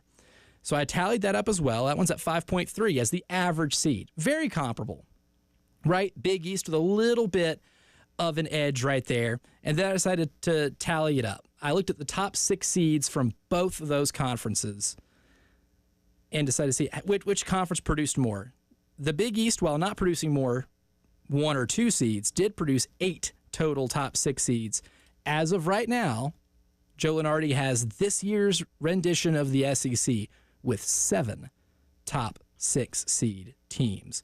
So 8 to 7, so the Big East would have a little bit of an advantage there. So if we're making an argument of what the best men's basketball conference is in history and where this year's SEC stands, I think there's an argument to be made, especially when you get to the Ken Pom numbers, which is very in the weeds, and I do not have time to explain that today. But the SEC has an advantage in those metrics. But when it comes to just the raw bracket stats, you can make an argument that the 2011 Big East Conference might have had their number. So up to interpretation, but I thought that was a fun thought exercise that I got to engage in today. And if you want to make the argument that the SEC has more teams, we're in an era of mega conferences, there is this caveat. Both of these leagues has 16 teams. The Big East used to have 16 teams before football killed the traditional basketball conference of the Big East. So both teams with 16 teams, and the SEC might be able to best them in terms of just number of teams getting into the big dance. Coming up, Greg Sankey discussed his thoughts on a 9-game SEC schedule, something that I've been a big proponent of, something that my co-host Jay Phillips has been a huge proponent of. He was asked yesterday on the Feinbaum Show about his thoughts surrounding a 9-game SEC slate. We'll hear that, and I'll give you my thoughts on what he said when the Postgame Show returns. 107.5 The Game in Columbia, 100.5 The Game in Florence, and 100.3 The Game in Myrtle Beach. The Game Network. Listen to Gamecocks baseball on The Game. And if a Gamecocks batter hits a grand slam, you could win cash. You could win cash. You could win cash. You could win cash in the Palmetto Citizens Federal Credit Union Grand Slam giveaway. Go to 1075thegame.com and register. Brought to you by Palmetto Citizens Federal Credit Union and The Game. 107.5 The Game, broadcasting live from the Herndon Chevy Studios. You can save up to $20,000 on new Silverados. Stop by or shop online today and see how Herndon Chevy makes you smile. Together, let's drive. Hey, y'all, it's Jay Phillips for our good friends at the Joint Chiropractic Centers. The mission of the Joint, very easy. Maintain your overall health with affordable, convenient chiropractic care, prevent reoccurring problems, and just improve your quality of life. If you're bothered by back, neck, shoulder, or joint pain, get back in the game. You never need an appointment. You don't have to worry about insurance. They're FSA and HSA approved. Initial consultation, never been before. Want to check it out? Just $29. They get you a consultation, an exam, and a chiropractic adjustment. Once you're in the system, you can travel across the country to any Joint location. They'll have you in and know what's up. They've got Harbison, Forest Drive, Roberts Branch off Killian, Sunset Boulevard in Lexington. Convenient, affordable, prevent reoccurring issues, maintain a healthy body. You don't have to feel bad to feel better at the Joint Chiropractic. Sponsored by Metz Plumbing. If you got a problem, it just won't quit. Just won't quit. And you need a plumber to make the trip. Metz Plumbing, MetzPlumbing.com. Offers non-conjunction plus tax, tags, and title. Call 888-214-1167 for details. It's the grand opening of our brand new JT's Kia on Greystone Boulevard. And we're giving away $10,000 in cash. Just come in and register at either JT's Kia location. JT makes it easy. No payments for 6 months. Get up to 20% more for your trade, and you could win $10,000. Our grand opening celebration is going on now at JT's Kia. Killian Road at I-77 or the all-new JT's Kia Greystone. It's time to prepare for summer, and your HVAC system is on the fritz. The last thing you need is an unexpected repair bill, and AAA Heating and Air has got your back. They're offering up to 12-month payment plans on repairs with no credit check. That's right, no need to worry about your credit score. As long as you're a homeowner with a valid bank account, you're good to go. So do what I did and call AAA Heating and Air today. Tell them Bill Gunner sent you. AAA Air when you need us. AAA Heating and Air.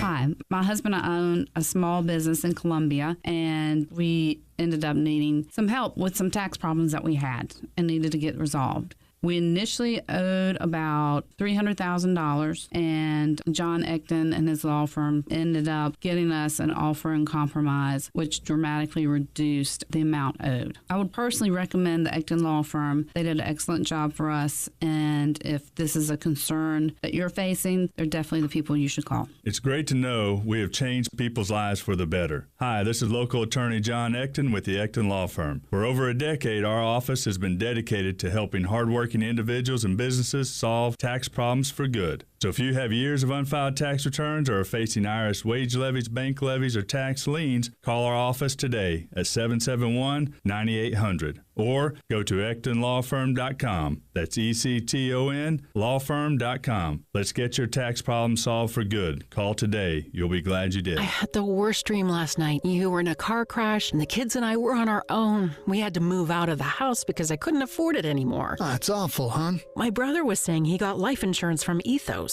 With Ethos, it only took 10 minutes, and he got $2 million in coverage for around $2 a day. It's all online. No medical exam. He just answered a few health questions right from his house. Ethos, here we come. Visit GetEthos.com. That's GetEthos.com. Sample Rate is a 10-year term life policy for 35-year-old healthy, non-smoking male. Billed monthly.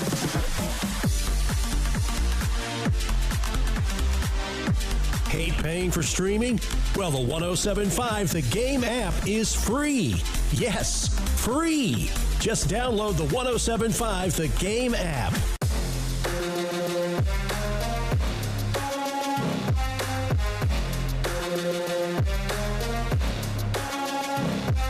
Postgame Show with Jay Phillips and Elijah Campbell on the Game Network and on the 107.5 The Game app.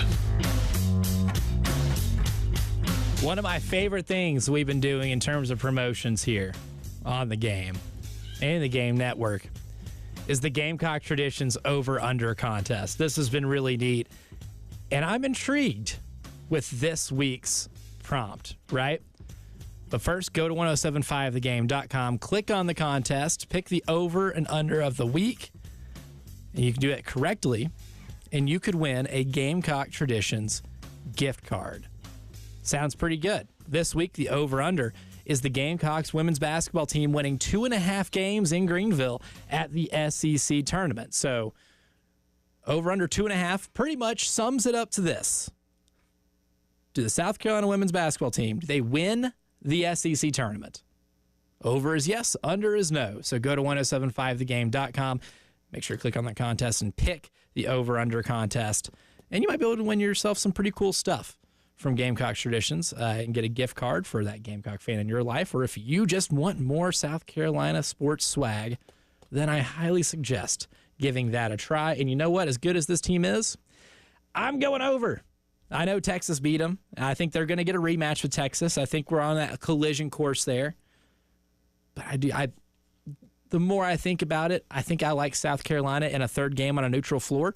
And I'm going to put neutral floor in air quotes, because it is significantly shorter of a distance for South Carolina fans to travel to Bon Secours Wellness Arena compared to what Texas will be doing coming from Austin. So I think there'll be a little bit of a crowd advantage for the Gamecocks. So I like South Carolina to win the SEC championship, and I'll say that with my chest. But Greg Sankey, talking about the SEC football season, one of the many topics that we've discussed on this show for a long time. And it's not just a this year thing. Jay Phillips and I normally discussing, the merits of a 9-game schedule. We're both on the same page as we want to see these SEC football teams play a 9-game schedule. They play only 8 right now. Now that the conference is bloated to 16 teams, for many reasons. I just think this gives you a better clear-cut top 2 teams. The more of a sample size you can get from interconference play, the more accurate of a champion you're going to be able to produce. Iron sharpens iron. I think maybe one thing that can benefit you in an expanded playoff is playing more teams like you that are in your neighborhood, in your conference, to prepare you for the postseason. I know this year it was an anomaly because you only got 3 teams in. I don't think that's going to be the case moving forward, and for reasons that I'm about to lay out here. But Greg Sankey was on the Feinbaum Show yesterday and was asked about possibly moving to a 9-game schedule. Here's what he said. Well, the decision of our schedule relates to the 26th season. So we've resolved 25. That's an 8-game schedule. I've said repeatedly we wanted to actually go through a year as a 16-team, 8-game kind of single division, if you will, or single format for our scheduling and the expansion of the college football playoff. So this was the first opportunity for our head coaches, our athletics directors to gather in a room and just look back and talk about what happened. Now, that took place the week before a college football playoff management committee meeting where I learned a lot. And you've seen some changes in some non-conference scheduling decisions that have taken place that happened after our New Orleans meeting. So when you look at our path forward, we look at the next few months as being really important to gather information, to talk about either opportunities or obstacles that may be in the way. To the extent we can answer that, like what's the priority of bowl qualification in the future? That's still an important issue. Trying to understand how the selection committee for the CFP made decisions is really important. And one of the issues in the room for our athletics directors is what seemed to matter most is the number to the right, the number of losses. And how do we understand what that means for our schedule moving forward? I'm one who said, I really think we ought to be trying to move towards a 9-game conference schedule. I think that can be positive for a lot of reasons. You watch the interest around conference games, but not if that causes us to lose opportunities. And I can make some associations around that, and that's part of our thinking for our own schedule. That doesn't necessarily guide CFP decision making, but I do think it's important to understand how selection decisions are made, and we only have 1 year of that experience as we go to make another decision about our schedule for them. One issue that I have, because I agree with them a lot of things, like they're going to make more money if they play a 9-game schedule. Greg's no dummy. He looks at the TV numbers. He looks at the price of advertising, and he knows how many eyeballs are on these SEC matchups each week, and it's a cash cow. And he's absolutely correct in that. And everybody in the conference will benefit from more money. In the era of college sports we're in right now, in a post-house settlement world, it's going to be vitally important to continue to find different streams of revenue. And an extra conference game for everybody is more revenue. That TV contract value going to go up. Those numbers going to go up. But the issue that I have is maybe a lack of nuance by saying that the committee was valuing it too much on the number to the right. I think that kind of insinuates that the only reason maybe Alabama or Ole Miss didn't get in was because they had 3 losses. And he mentioned some of the decisions that other teams made in different conferences, not of his own, Nebraska, who decided to bail on some premier non-conference matchups like theirs against Tennessee, which was scheduled to be 2026 and 2027, in large part because of a fear of losing and having that second number in the record be what dictates whether or not you get to the college football playoff or not. But there's more nuance than just the losses. And this is one thing that I think needs to be discussed every time we talk about what the selection process was this year. Wasn't just looking at wins and loss or the win-loss record. the record is what the record is, but when you look into it deeper, it's not because Alabama lost 3 games. It's not because Ole Miss lost 3 games. Both those teams beat Georgia, which is a fantastic win. But it's not that you lost those 3 games. It's who you lost it to in those 3 games. I firmly stand on this belief that if Alabama lost at LSU as opposed to losing at Vanderbilt or at Oklahoma by 3 touchdowns, take either of those bad losses, right? Oklahoma or Vanderbilt, and you swap it out with a loss at LSU instead, they're in. Point blank. Over SMU. The only reason SMU got in over them is they didn't have any bad losses. And they got rewarded for that, for right or for wrong. But if you're a team like Alabama, who was that close because they were ranked ahead of South Carolina and Ole Miss in the college football playoff rankings, Alabama's kind of looked at as the team that was the odd man out. You didn't get in because you lost 2 bad games to 6-win teams, one of which was a blowout. Again, you scored only 3 points against a 6-6 team in which you threw more passing touchdowns to the opposing team than you did for your own team. That's why they didn't get in. It's not because they scheduled too hard out of conference. They scheduled relatively well. They had a hard non-conference game. Yes, Wisconsin's not very good, but going to Madison, Wisconsin to play a football game is never easy, no matter what shape that program is in, because that is a fantastic football environment. And the same thing pertains to Ole Miss. Ole Miss scheduled soft out of schedule. They had arguably the weakest non-conference schedule. They played Middle Tennessee State. Go Blue Raiders. They played Georgia Southern. They played Wake Forest. They played Furman. No disrespect to the Dens. But they didn't schedule difficult non-conference slates. They lost 3 SEC games, and they didn't lose those 3 SEC games to the top of the league. 2 of those losses were to either an average Florida team on the road, which you were favored by 14.5 points, and then you lost at home to a 4-8 Kentucky team. I'll say that again. At home to a 4-8 Kentucky team. It's not that those 2 teams had 3 losses. Really, the team that had the biggest gripe would have been South Carolina. But the South Carolina thing is that the Gamecocks lost to both of the teams that they're grouped with, which the committee, understandably so, would see as a disqualifier. But if that's what's keeping you from 9 games, I'm afraid you're not really looking at the nuance as to why the teams that got excluded from the playoff got excluded. Again, if Alabama just switches one of those losses with a loss at LSU or what we would consider a quality loss or even a loss to South Carolina at home, it would not look as bad, and they're probably in. The issue isn't that you're losing to the best teams in your league. For Alabama and Ole Miss, the issue was that they lost to some of the bottom teams of their league. We'll continue this discussion and more from around the SEC when the Postgame Show returns. 107.5 The Game in Columbia, 100.5 The Game in Florence, and 100.3 The Game in Myrtle Beach. The Game Network, powered by Integrated Media. The Game TV, sponsored by Shepherd's Glass. For auto, home, and commercial glass, shepherdsglass.com. In Chapin and West Columbia. The Game TV, sponsored by Shepherd's Glass.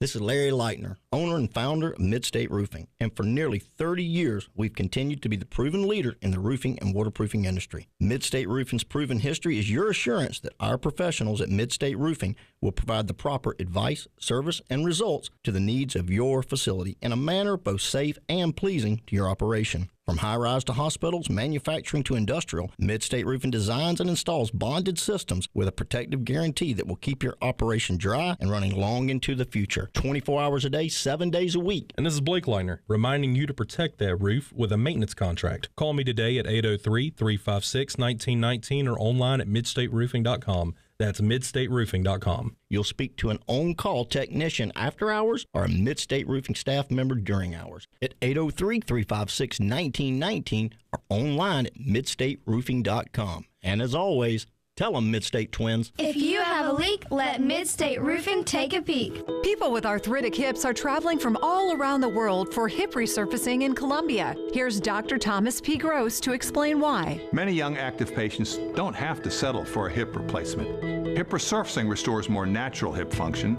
It even allows you to get back to contact sports. We've done more hip resurfacings than any other practice in the country with great success. For more information on hip resurfacing, visit midorthoneuro.com. Midlands Orthopedics and Neurosurgery. Spring is here, and is your pool ready? Let me tell you, it is time to call Corley Pool Solutions today and line up that spring maintenance.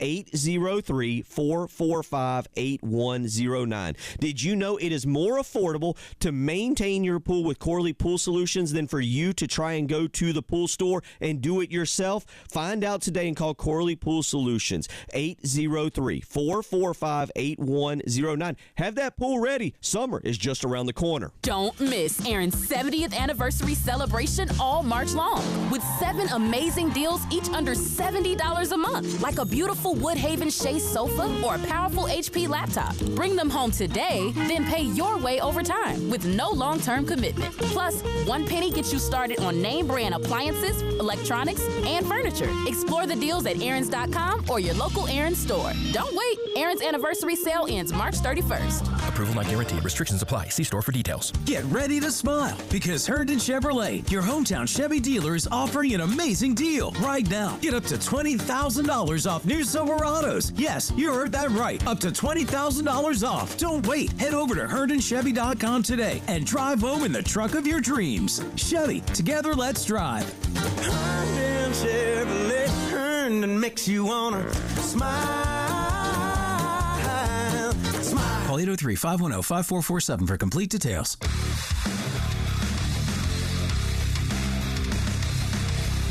Everybody loves streaming till you have to pay for it. Just download the 107.5 The Game app and stream us for free. And now, WIS TV traffic sponsored by Wetzel's Automotive on the Game Network.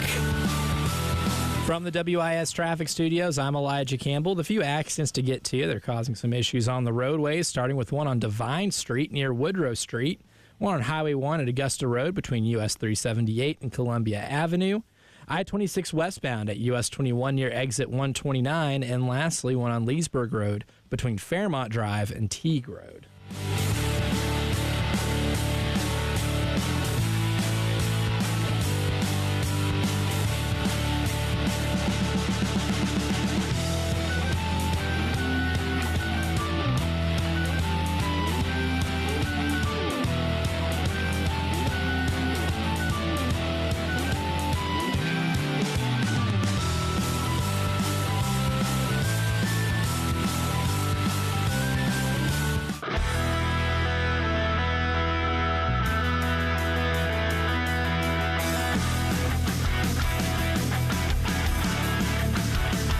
You're talking about, sponsored by Love Chevrolet on the Game Network and the 107.5 The Game app.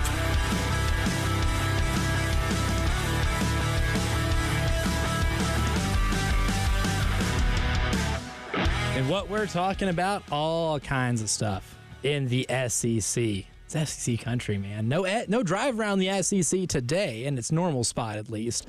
Because, again, we're going off the air at 5:30 to lead you into Derek Scott and Judge Manning over at CLA for the pregame between South Carolina and Georgia in the final home game for the South Carolina team, unless they get an NIT bid. Don't laugh. They are under 500, but I have seen those who are brave enough to do some NIT bracketology. God bless those people. They're real basketball sickos like myself that actually do project South Carolina to potentially host an NIT game. And I think the last NIT bracketology I saw, or a bracket projection, had them playing Rutgers at home. So that would actually be an interesting game. I'm not going to lie. Again, basketball sicko. I would watch anything. Last night I watched some Atlantic Sun Conference tournament. That's the kind of dude I am. Would be excited to cover South Carolina and Rutgers, even though I've covered way more NIT games than I care to admit. But a lot of games going on tonight. South Carolina, Georgia, of course, one of them. There's a lot of interesting games in the SEC this week. Now, nothing's going to have implications as to whether or not who wins the regular season championship. Auburn has done that outright. They have a tough game tonight at Texas A&M. That's a 9 o'clock tip. Look, Auburn passes every test in the book. This is a fascinating basketball team. I really put them in a class of two when looking at teams that could potentially win the national championship. There is a tier A that is just Auburn and Duke, right? And Auburn, I would probably give a little bit more of an edge to over Duke because of the experience. Like, this Auburn team has experience losing in the first round to Yale last year. They know what not to do once you get to the big dance, and some of that would include Chad Baker-Mazara not getting ejected in the first 5 minutes of the game for elbowing a player. I'm sure he would like to avoid Duke making that same mistake this year. But Auburn with another road test. And look, this is a team that, if we are referring to games as tests, this team is a Rhodes Scholar because they have passed almost every single one in the book. They just hung 94 on Kentucky at Rupp Arena. They went to Alabama and won by 9 points in a game that Alabama made pretty close, but they pulled away, and it felt like they were in control for most of that second half. They won by 10 at Ole Miss. They, had a scare at Georgia, had a scare here against South Carolina, had somewhat of a scare against Texas, but they go on the road and they take care of business. Really, the only true road game they've lost this year, one of their only two losses, is to that aforementioned Duke team. But they got Texas A&M tonight, and if there's any team that can at least match the physicality of Auburn, and that I think can maybe guard a lot of their off-ball actions that they're so good at, it might be A&M. Do I think they win? No. If we're doing an EVPI projection as to who wins that game tonight, I still heavily lean towards Auburn. But that one could be interesting. That's one to certainly keep an eye on. Kentucky hosts LSU tonight. I don't see them having any issues with LSU. If they do, then they're in a lot bigger trouble than a lot of their fans think. Now, Kentucky's in a weird spot, too. One of their best, I would say maybe their best player, overall player, Jackson Robinson, out for the year. He's going to have wrist surgery. He's had a wrist that's bothered him. He's averaging 13 points a game this season. He is out for the year. So that's a big scoring option that they're missing. Something to watch for them down the road. Vanderbilt hosts Arkansas tonight in a game that Arkansas needs to steal because, as of right now, they're on the outside looking in of the NCAA tournament, according to Joey Brackets, Joe Lenardi at ESPN, and I would concur. I would say that this Arkansas team hasn't done enough to – actually, no, they're actually in the last four in, which I kind of disagree with. I think Arkansas should be out of the SEC or the NCAA tournament, barring a run in Nashville next week. They need to win this tonight to avoid having to sweat it out. I'll say that. Texas and Oklahoma are in the first four out. So pardon me on the error there. But Arkansas is playing with fire. They cannot do what they did here in Columbia on Saturday at Memorial Gym tonight because they will also get beat by a lot again. And then that might be a crushing blow if they lose by double figures tonight. So in terms of at-large bids in the NCAA tournament and the SEC reaching magic number 12 to make history, Greg Sankey's going to need Arkansas to pull one off at Memorial tonight because I think Vanderbilt's firmly locked in. That's a team with an incredible resume, already at 20 wins, at 500 in this league with a couple of really big wins, including one against Tennessee at home and at Texas A&M. I think they're pretty well locked in. And on the women's side, of course, the SEC tournament's coming up this week, but with that, we have our honors now. Couple of South Carolina players getting first team and second team honors. The first team awards went to Sarah Ashley Barker from Alabama, Georgia Amore from Kentucky, who had a fantastic game here, Flau'jae Johnson from LSU, who will be missing the tournament in Greenville due to some shin inflammation, Anissa Morrow from LSU, Michaela Williams from LSU, Reagan Beers from Oklahoma, South Carolina's Joyce Edwards, who, I mean, look, not many freshmen come in on a team that's a defending national champ that brought in all the players they did and becomes the leading scorer off the bench in her first year. Remarkable season from Joyce. And then Madison Booker and Freshman of the Year, Michaela Blakes from Vanderbilt.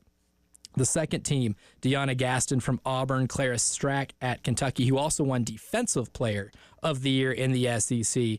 Madison Scott from Ole Miss, Shakayla Jordan from Mississippi State, Peyton Verlust from Oklahoma, Malaysia Fulwiley, and Tahina Paupau of the Gamecocks, and Talasia Cooper from Tennessee. And then, of course, your all-defensive team, two South Carolina Gamecocks are honored with Sanaya Fagan and Raven Johnson, Clara Strack from Kentucky, Anissa Morrow from LSU, Talasia Cooper from Tennessee and Rory Harmon from Texas round that list out. And then for the all-freshman team, Yuting Dang from Auburn, Liv McGill from Florida, Trinity Turner from Georgia, Mia Woolfolk from Georgia, Sierra Thinu from Ole Miss, of course, Joyce Edwards from South Carolina, Jordan Lee from Texas, and the freshman of the year, Michaela Blakes from Vanderbilt, who didn't have just one, but two 50-point games in SEC play this year. Madison Booker from Texas was the player of the year, something I found to be a little surprising. I think if I had a vote, that would have gone to Anissa Morrow from LSU. Of course, Michaela Blakes, freshman of the year as well. Vic Schaefer getting honors for coach of the year from Texas. And Columbia native, South Carolina's own, Mylasia Fulwiley, racked up the honor for sixth woman of the year. And, of course, we had Michael Sauls on us with here in the last hour talking about that one. He said you could have given that one to Joyce Edwards, too, considering she was first team All-SEC. But some Gamecocks earning some All-SEC honors as we head into a highly anticipated SEC tournament in Greenville. We'll take a quick break. When we come back, well, hate to say it, I really agree with Dabo Swinney. Something I never thought I would say on these airwaves. But Dabo Swinney said something yesterday that had me saying, amen, brother. You nailed it. I'll tell you what that is when the postgame show returns to round out hour number 2. 107.5 The Game in Columbia, 100.5 The Game in Florence, and 100.3 The Game in Myrtle Beach. The Game Network. Listen to Gamecocks baseball on The Game. And if a Gamecocks batter hits a grand slam, you could win cash. You could win cash. You could win cash. You could win cash in the Palmetto Citizens Federal Credit Union Grand Slam giveaway. Go to 1075thegame.com and register. Brought to you by Palmetto Citizens Federal Credit Union and The Game.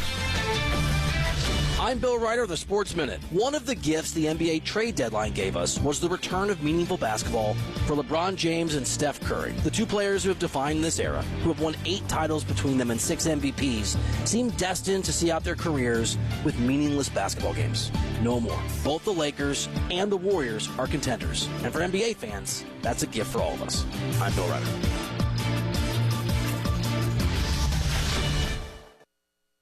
You just realized your business needed to hire someone yesterday.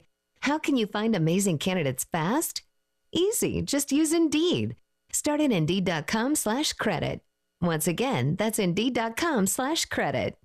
You ever try fixing your car and realize you're missing that one part? Yeah, been there. That's why eBay's my go-to. They've got millions of parts, guaranteed to fit. I'm talking brake pads for when yours have seen one too many miles of stop and go. Oil filters, because you don't mess around with your engine care. Even got this cold air intake on my watch list. I might just go for it. To keep the ride cool and your DIY streak hot. Find all the parts you need at prices you'll love. Guaranteed to fit every time. eBay. Things. People. Love. Eligible items only. Exclusions apply.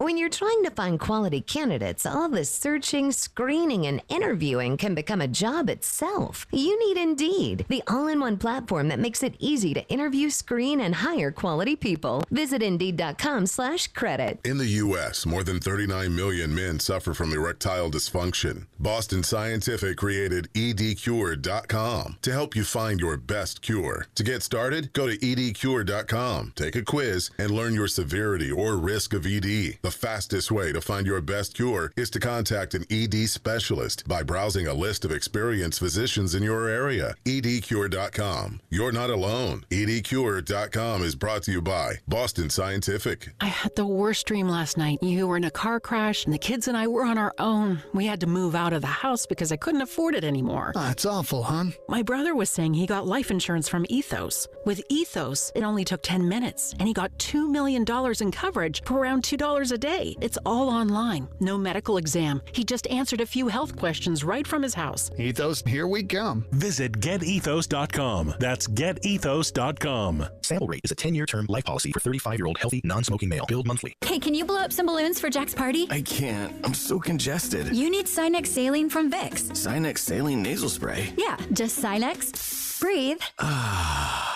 Sinex saline instantly clears everyday congestion associated with colds and year-round allergies with a gentle, ultra-fine mist that's no mess and easy to control. Daddy, we need more balloons. On it! Enjoy life's important moments without congestion. Try Sinex saline from Vicks. Just Sinex. Breathe. Use as directed. Do you have sagging, soft, or bouncy floors in your home? Well, this could be a sign of rotten wood caused by moisture in your crawl space. Damaged wood in your crawl space can affect your home's foundation, and that can affect your home's value, and nobody wants that. Say goodbye to sagging floors and hello to a stable foundation. Contact Canty today for your free inspection at 803-424-8380 or visit cantycanfixit.com.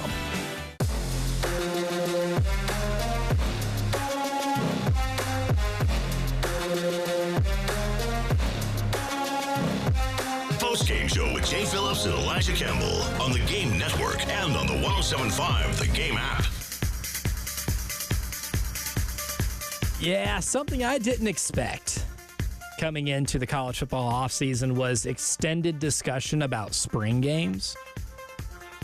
Didn't expect that because, of course, a few teams have canceled their spring games for various reasons, some more legit than others. I know Eli Drinkwitz canceled Missouri's spring game because they are doing some stadium renovations. Okay, valid, whatever.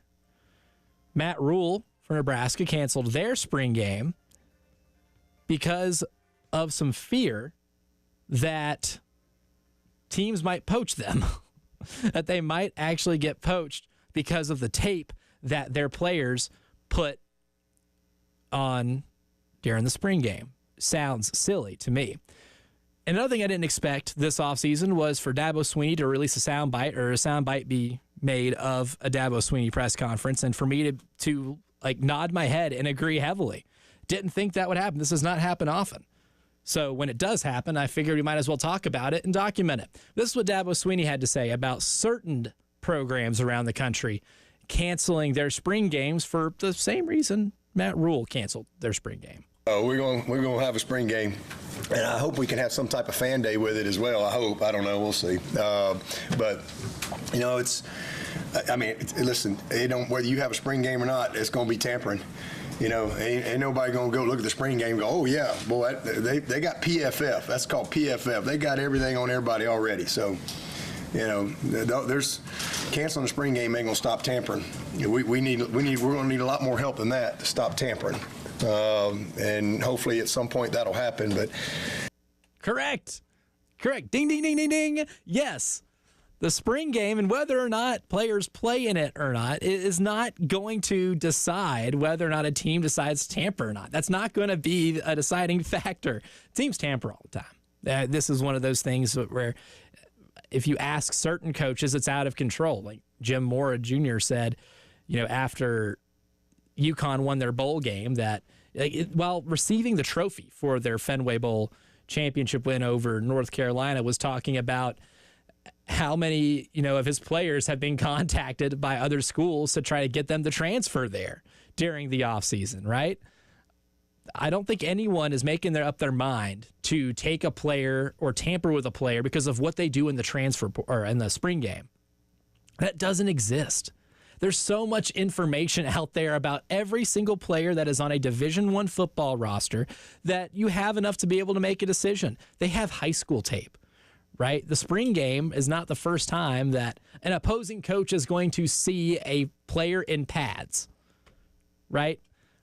A lot of the schools that players transfer to are oftentimes schools that were heavily involved in their initial recruitment process. And because of those connections still being there, it leads them to be able to make that transfer because they already knew an assistant coach there. They maybe already knew the head coach there because of how heavily involved they might be in their recruitment. You think those coaches never saw that player play? They just saw them in a recruiting database and said, I like your name, son. I'm going to try to recruit you to play on my football team, even though I've never seen you play. No. And then if, look, the PFF comment was funny too. That's also incredibly accurate because there's so much data, right? I mean, even when I was doing show prep for today's show and talking about our poll question, about which South Carolina defensive player is going to be the hardest to replace, and I'm looking at some of the players that South Carolina got in the transfer portal. A lot of those guys didn't play enough to be able to burn a red shirt. So it's like limited snaps, limited snap counts, but I still have so much data as to whether or not they won the pass rush, right? Every player that is an edge rusher in college football on Pro Football Focus has a stat as to the percentage of pass rush wins they had. Pass rush win rate, fantastic stat. Great way to evaluate edge rushers. Better than just raw sacks, if I'm being completely transparent. That information's out there. Even in small sample sizes, the info is out there. No coach is going to watch a spring game and make that decision on taking a player. And I know Matt Rule mentioned that he lost a lot of players after the spring game last year because opportunities were going to be had elsewhere. They were going to be tampered with anyway. Honestly, if you played a spring game or had a little exhibition and a player didn't play, that might also, if the coach knows anything about that player and still wants them, you'd be like, hey, I saw you didn't get any run in the spring game. We have a spot for you here. We can get you on the field. The spring transfer window still produces impact players that go to these schools not because of what they did in an inter-squad practice that just so happened to be on television. You think Shane Beamer was interested in Dale Von Campbell because he saw him, flash greatness at a spring game? No, he saw what he did at Nevada and said, hey, you were productive there. We need somebody who can stretch the field at the outside wide receiver position. We think you can do that here. Don't think that decision was made because of what he watched in a televised practice. Now, maybe if this was the year 1985 as opposed to the year 2025, that might be the case. Internet's been a thing for a while now. Recruiting websites have been a thing for a while now. Kids been putting up huddle tape for over a decade, right? Everybody that has played high school football has a huddle tape. That can be easily accessible. Most of them that are on Twitter have that as like their pinned tweet.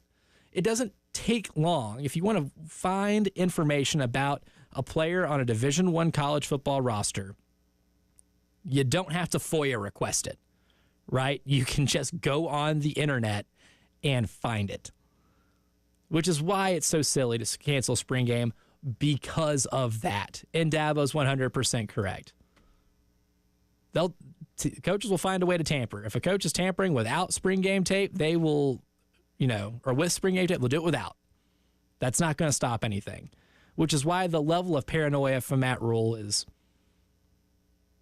not just questionable, but bizarre, or makes you wonder how, I guess, authentic it is. It's one thing to be paranoid if you're losing players left and right and you're winning a bunch of games all the time and you have a hard time keeping a bunch of highly touted recruits happy. It's another thing when you're this paranoid over your 7-6 football team that won their first bowl game in a long, long time, made their first bowl game for the first time since 2016, I believe it was, for Nebraska. I don't get it. And Dabo's 100% correct. The spring game will not make or break whether or not somebody wants one of your players. We live in the information age, brother. If people want information on your football players, they're going to get it. It's hard to keep a secret in general. Even harder to keep a secret when it comes to the skill of certain football players. Hour number 2 is in the books. 5 o'clock news coming up next. And after that, I gave you an EBPI prediction of tonight's South Carolina-Georgia game. All that as we round out the show. 107.5 The Game, broadcasting live from the Herndon Chevy Studios. You can save up to $20,000 on new Silverados. Stop by or shop online today and see how Herndon Chevy makes you smile. Together, let's drive. Sponsored by Robert Half. Robert Half research indicates 9 out of 10 hiring managers are having difficulty hiring. Robert Half is here to help. Their recruiting professionals use proprietary AI to connect businesses with highly skilled talent. At Robert Half, they know talent. Visit roberthalf.com today. Offers not in conjunction plus tax, tags, and title. Call 888-214-1167 for details. It's the grand opening of our brand new JT's Kia on Greystone Boulevard. And we're giving away $10,000 in cash. Just come in and register at either JT's Kia location. JT makes it easy. No payments for 6 months. Get up to 20% more for your trade, and you could win $10,000. Our grand opening celebration is going on now at JT's Kia, Killian Road at I-77, or the all-new JT's Kia Greystone. Currently car shopping? State Credit Union now has auto loan rates as low as 4.25% APR. Plus, you'll have no car payment for up to 90 days. Visit one of State Credit Union's 19 full-service branches or their website, scscu.com. That's scscu.com, and apply online for your new car loan today. That's scscu.com. Terms and conditions apply. Equal housing lender. Federally insured by the NCUA. When you're injured in South Carolina, let me tell you what you deserve. An ally who understands your values, who speaks your language, and is invested in your future. The Jeffcoat firm is a team of proven attorneys from right here. We know South Carolina, we know the law, and we know how to get results. When you're injured in our state, call us because you deserve better. Responsible attorney is Michael Jeffcoat, 1333 Main Street, Columbia. This is Larry Leitner, owner and founder of Midstate Roofing, and for nearly 30 years, we've continued to be the proven leader in the roofing and waterproofing industry. Midstate Roofing's proven history is your assurance that our professionals at Midstate Roofing will provide the proper advice, service, and results to the needs of your facility in a manner both safe and pleasing to your operation. From high-rise to hospitals, manufacturing to industrial, Midstate Roofing designs and installs bonded systems with a protective guarantee that will keep your operation dry and running long into the future. 24 hours a day, 7 days a week. And this is Blake Leitner, reminding you to protect that roof with a maintenance contract. Call me today at 803-356-1919 or online at midstateroofing.com. That's midstateroofing.com. You'll speak to an on-call technician after hours or a Midstate Roofing staff member during hours at 803-356-1919 or online at midstateroofing.com. And as always, tell them Midstate Twins. If you have a leak, let Midstate Roofing take a peek.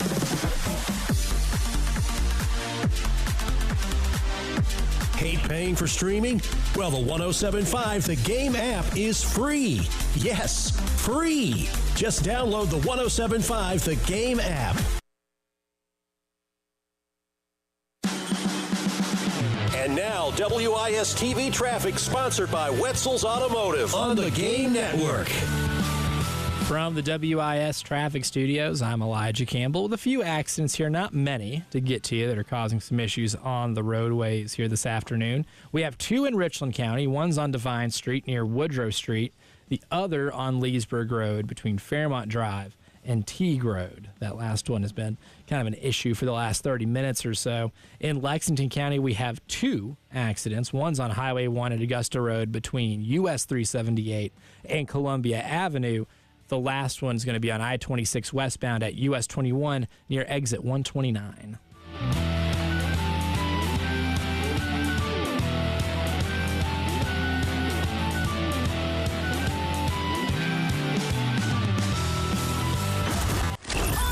Your home for the Gamecocks. 107.5 The Game. WNKT Eastover, Columbia. A Cumulus media station. Checking out what's up in the world of sports. This just in, breaking news is breaking out everywhere. The 5 o'clock news on the Postgame Show. If you're just joining us, I'm covering some breaking news. You know news is breaking because I'm telling you so, and I might touch my earpiece like this. Sponsored by Integrated Media, Columbia's premier home theater and security experts for over 20 years. On the Game Network and on 107.5, the Game app. Ah, yes. Breaking news. It is breaking out everywhere. We'll give you the latest, the 5 o'clock news here on the Post-Game Show. As always, brought to you by our friends over at Integrated Media. In terms of programming, a little shorter show today. 5:30 will be the end because that's the pregame for the men's basketball game tonight against Georgia. That tip-off's going to be at 6 o'clock at Colonial Life Arena. Derek Scott and Judge Manning going to be on the call for that one. And then on 98.5 WOMG here in Columbia, 6:15 pregame for the baseball team looking to bounce back after a disappointing 3-game sweep against Clemson, the arch rival. That's a lot to get over emotionally, and physically it's going to be hard to get over too because this team is dealing with a few injury issues, including one to Talmadge Lee Croy, who has been playing catcher, Kennedy Jones, who made an incredible outfield throwout in the second game of the series. And then Dalton Mayshore, Paul Maneri mentioned yesterday, dealing with a little bit of an injury as well. So there's going to have to be some lineup shuffling when they play Davidson tonight. Asked Coach Maneri when he was on with me yesterday at almost this time, but asked Coach Maneri about the possible lineup shifts and what he's looking to have as they get into these last few games before SEC play. Here's what he had to say. Yeah, then that's why I played a lot of guys, because you just never know when you're going to need them. And if you're going to need them, you want them to be ready to play because they're sharp. And that's why I try to get some guys some playing time in the anticipation of, some injuries that are unfortunate, and also, some players maybe not performing at the level that you thought that they would. So, I hope that by next week, when we play Oklahoma, that we'll be settled in and guys will be healthy enough to be able to line up and play. But we're going to have to continue to try some different guys. One guy I'm going to play tomorrow that had a good game when I played him once was Bo Hollins, and he's going to be in there tomorrow. Maybe Bo will give us a spark. But we got to get some of the other guys hitting. Like Scobie and Kazmar. They've struggled. At times they've looked good, but at times they've struggled. We just got to get them on a more consistent path where they can show what kind of ball players they really are, especially with the bat.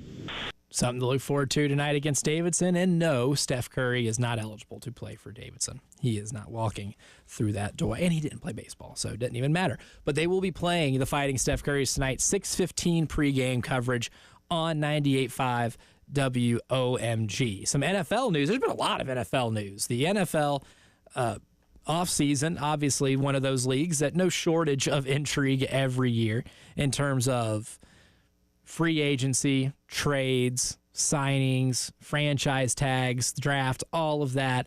Some, I guess, pretty significant news today. Some history being made. We'll start with that one first. This is from Tim McManus at ESPN. His report says, quote, the Eagles are rewarding Saquon Barkley for his historic season with a 2-year, $41.2 million contract extension that makes him the highest paid running back in NFL history, sources told ESPN's Adam Schefter on Tuesday. This deal, which includes $36 million guaranteed at signing, makes Barkley the NFL's first running back getting more than $20 million per year. He has the ability to earn an additional $15 million in incentives and escalators. So very interesting stuff with the Eagles. Now, it makes sense. Like in 2025, paying a running back over $20 million a year is a risk, right? This is a position that has been pretty devalued over the course of the last decade and a half. I guess the more we know about the longevity of running backs in the NFL, the more that teams kind of stay away from running backs after a certain amount of years or a certain amount of carries. Sometimes the mileage is a real issue with running backs in terms of longevity, but some guys can be built different. I think of Derrick Henry. That's one of those guys that's built a little different. You saw exactly what he looked like in a Baltimore Ravens uniform this year whenever he was behind a competent offensive line, something the Tennessee Titans failed to really put around him his last year or two in Nashville, and that looked to be a really good investment for the Ravens last offseason. Saquon Barkley this year breaking Terrell Davis's 1998 record for the most rushing yards in a single season, regular season plus postseason. In terms of rushing yards, he ran for 2,504 yards in the 2024 NFL season, leading into their playoff run, which culminated in a Super Bowl championship. He passed Terrell Davis, who was at 2,476 in 1998. And then fun fact about Terrell Davis, he was also, he broke his own record 98 because in 1997 he ran for 2,331 when Jay Phillips' Denver Broncos went back-to-back with the championships. So Saquon Barkley making a little bit of history. Now the highest paid running back in the history of this great league. 5 o'clock news continues on. The Jets making news, and usually they don't make good news. Today, I wouldn't say is a great look for the New York Jets because last year, in the middle of the season, they traded for Devontae Adams in an attempt to boost the offense and give Aaron Rodgers an extra weapon, especially one that he's very familiar with, that he put up some great numbers with in Green Bay. The expectation was that that offense could get going and they could make a playoff push. Well, in classic New York Jets fashion, they did not make a playoff push, and the acquisition of Davante Adams did nothing to their chances of getting into the playoffs. Today, it is reported that the Jets have released Davante Adams. This is from Rich Cimini's article on ESPN.com. Rich is the New York Jets beat reporter. This is, quote, 3 weeks after parting with quarterback Aaron Rodgers, the New York Jets released his friend wide receiver Davante Adams on Tuesday. The Jets have also given permission to wide receiver Allen Lazard, another Rodgers favorite, to seek a trade before the start of the league year on March 12th, sources told ESPN's Adam Schefter. In all likelihood, he too will end up being released. The Jets are undoing what they did 2 years ago when they went all in for Rodgers by acquiring some of his former Green Bay Packers teammates. So I guess this would be something you could say was pretty predictable for the Jets once it became evident that they were not going to come to terms with Aaron Rodgers to bring him back for the 2025 season. The guys that he brought in, specifically the ones that come to mind, Randall Cobb last year, who retired after the season. You can now see him on SEC Network, and Allen Lazard, and as well as Davante Adams, a trade that made a lot of big news in the regular season this past year, just never fully came to, fruition for the New York Jets. A really tough way for their season to end, but they're going to be starting from scratch. Really interested to see what they decide to do in the draft. I don't know if there's a veteran quarterback available to them that they're going to be interested in. It did seem like last night it was reported that the Minnesota Vikings are attempting to bring back Sam Darnold. The franchise tag isn't necessarily off the table for them. So there's a possibility they could franchise tag Sam Darnold and bring him back for a year to compete with J.J. McCarthy, or maybe let McCarthy sit underneath Sam Darnold for one more year, considering Darnold had a fantastic season with the Minnesota Vikings, and they were a game away, right? If they were to have won that game against Detroit in the final Sunday night of the season, they would have been the overall number one seed in the NFC, and they would have won the division, neither of which happened. They lost that game, and then they lost to the Rams in the wild card round over in Phoenix. So what they do, there's not a ton of veteran quarterback options. Russell Wilson might be available, but it does kind of seem destined that the New York Jets are going to be in the market for a quarterback in the NFL draft. And, of course, the two quarterbacks talked about as being first-round picks, Cam Ward from Miami and Shedeur Sanders from Colorado, could be available. Now, the Jets could always trade up. The Tennessee Titans hold the number one pick. The Jets are at 7. Maybe Shedeur or Cam falls to them. But an interesting position that they're at quarterback, and now that they've shed Davante Adams from the roster as well, they're going to have to overhaul a lot of that wide receiver room. Still have Garrett Wilson, though. Big fan of Garrett Wilson, an immensely talented player. Also in the 5 o'clock news, some NBA news last night. Look, there might not be a team in professional sports that is having a worse 2025 than the Dallas Mavericks, because it came out today, too, that Mavericks' Kyrie Irving has a torn ACL. He is out for the season. That comes from ESPN's Shams Charania. He said, quote, from his article, Dallas Mavericks All-Star Kyrie Irving has suffered a season-ending torn ACL in his left knee, the team announced Tuesday, while expressing optimism the veteran guard will come back stronger than ever. Irving, 32, sustained the injury late in the first quarter. The Mavericks lost to the Sacramento Kings on Monday night. So let's recap the 2025 season for the Dallas Mavericks. They trade Luka Doncic, a superstar, I would say pretty confidently, one of the 5 best players in the NBA in the prime of his career, for an injury-prone Anthony Davis, citing defense wins championships, and they didn't like how Luka conditioned in the offseason, thought he was out of shape, didn't like what he brought on the defensive end of the floor, regardless of the incredible scoring and assist numbers that he puts up on a nightly basis.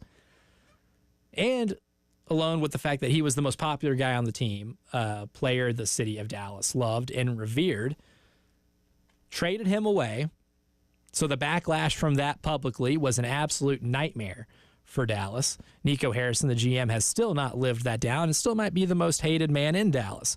The guy that you got for Luka Doncic, Anthony Davis, has played one single game.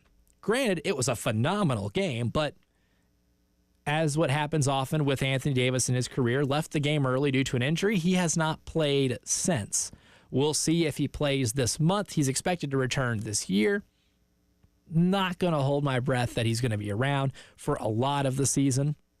The Mavericks are slipping in the standings of the Western Conference, and now Kyrie Irving, your point guard, your other star player, out for the year with a torn ACL. And also happened on the same day that the Dallas Mavericks announced that they're going to hike ticket prices. So they are expanding, or they're raising the prices to get into the building to watch a team that no longer has Luka Doncic, that doesn't have the player that they traded for in Anthony Davis, and will now be without Kyrie Irving, who has been one of the better point guards in the NBA ever since he was drafted into the NBA. If you can think of a pro sports team that is having a worse 3-month stretch than the Dallas Mavericks, please hit us up, 803-404-6100 in the Firehouse Subs text line, or tweet at us at 1075thegame, or at me personally at E_Campbell3, and you will get a virtual high five from me if you're able to find that, because I don't know if I could think of a pro sports team that has done worse for their image and with bad luck than the Dallas Mavericks. That is our 5 o'clock news, brought to you by our friends at Integrated Media. One last segment to go on the show. Big basketball game coming up. The pregame show for that's coming up in a smidge over 15 minutes. I'll break down this game, give you my thoughts on the South Carolina-Georgia men's basketball tilt at CLA tonight as we wrap up Tuesday's edition of the Postgame Show. 107.5 The Game in Columbia, 100.5 The Game in Florence, and 100.3 The Game in Myrtle Beach. The Game Network.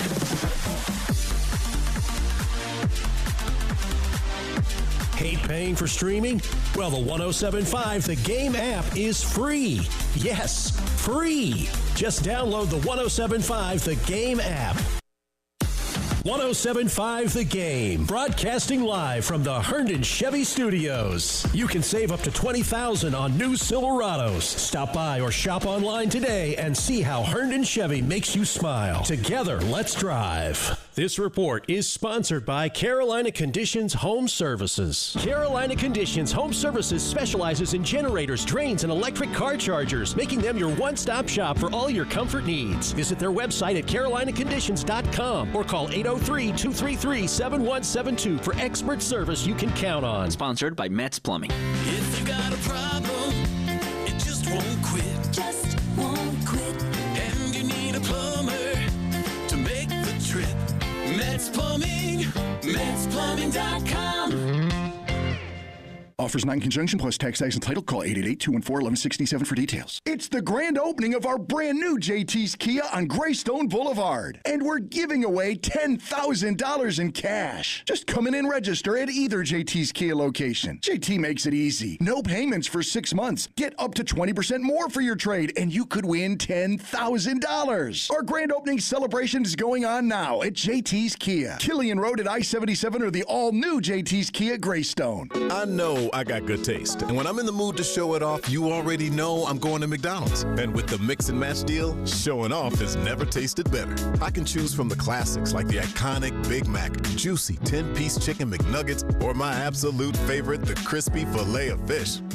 Choose any two for just $6. What you waiting for? Head over to McDonald's and show off your good taste. Ba-da-ba-ba-ba. Prices of participation may vary. Cannot be combined with any other offer or combo meal. Single item at regular price. BOGO is back at iMart Express. Come on. Okay. Right now, for a limited time only, new customers can buy their first pair of glasses and get a second pair free. Plus, with eye exams available and same-day glasses, you'll never miss a moment. It's the kind of savings and service you can really get used to. Come on. Okay. Find a location near you at imartexpress.com to shop our BOGO event today and see everything we have in store for you. iMart Express. Get glasses. Go see. Hello, I'm Tom Reek with South Carolina Lumber and Supply in Casey, South Carolina. We specialize in lumber that focuses on the inside of your home. Shiplap, beaded ceiling, V-joint, and flooring. Because we focus on these areas only, we can provide you with quality products at incredible savings. So if you're looking for a simple accent wall, a porch ceiling, or a whole interior makeover, we're here to help.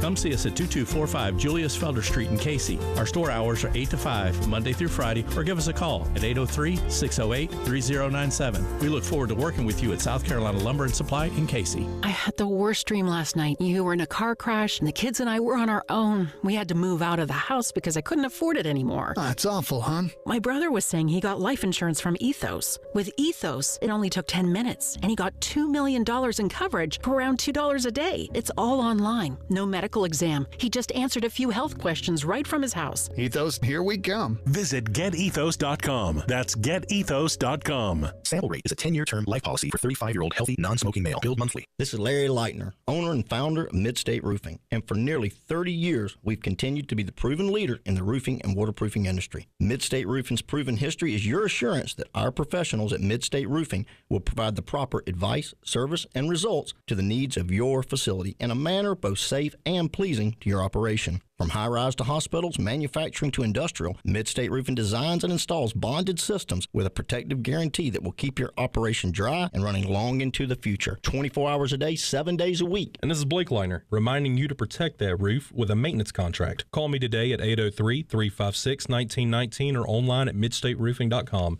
That's midstateroofing.com. You'll speak to an on-call technician after hours or a Midstate Roofing staff member during hours at 803-356-1919 or online at midstateroofing.com. And as always, tell them Midstate Twins. If you have a leak, let Midstate Roofing take a peek.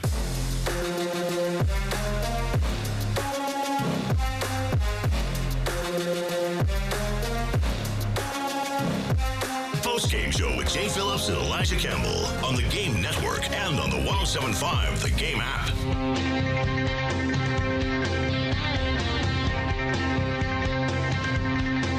I'm sure y'all heard me talk about the baseball game earlier.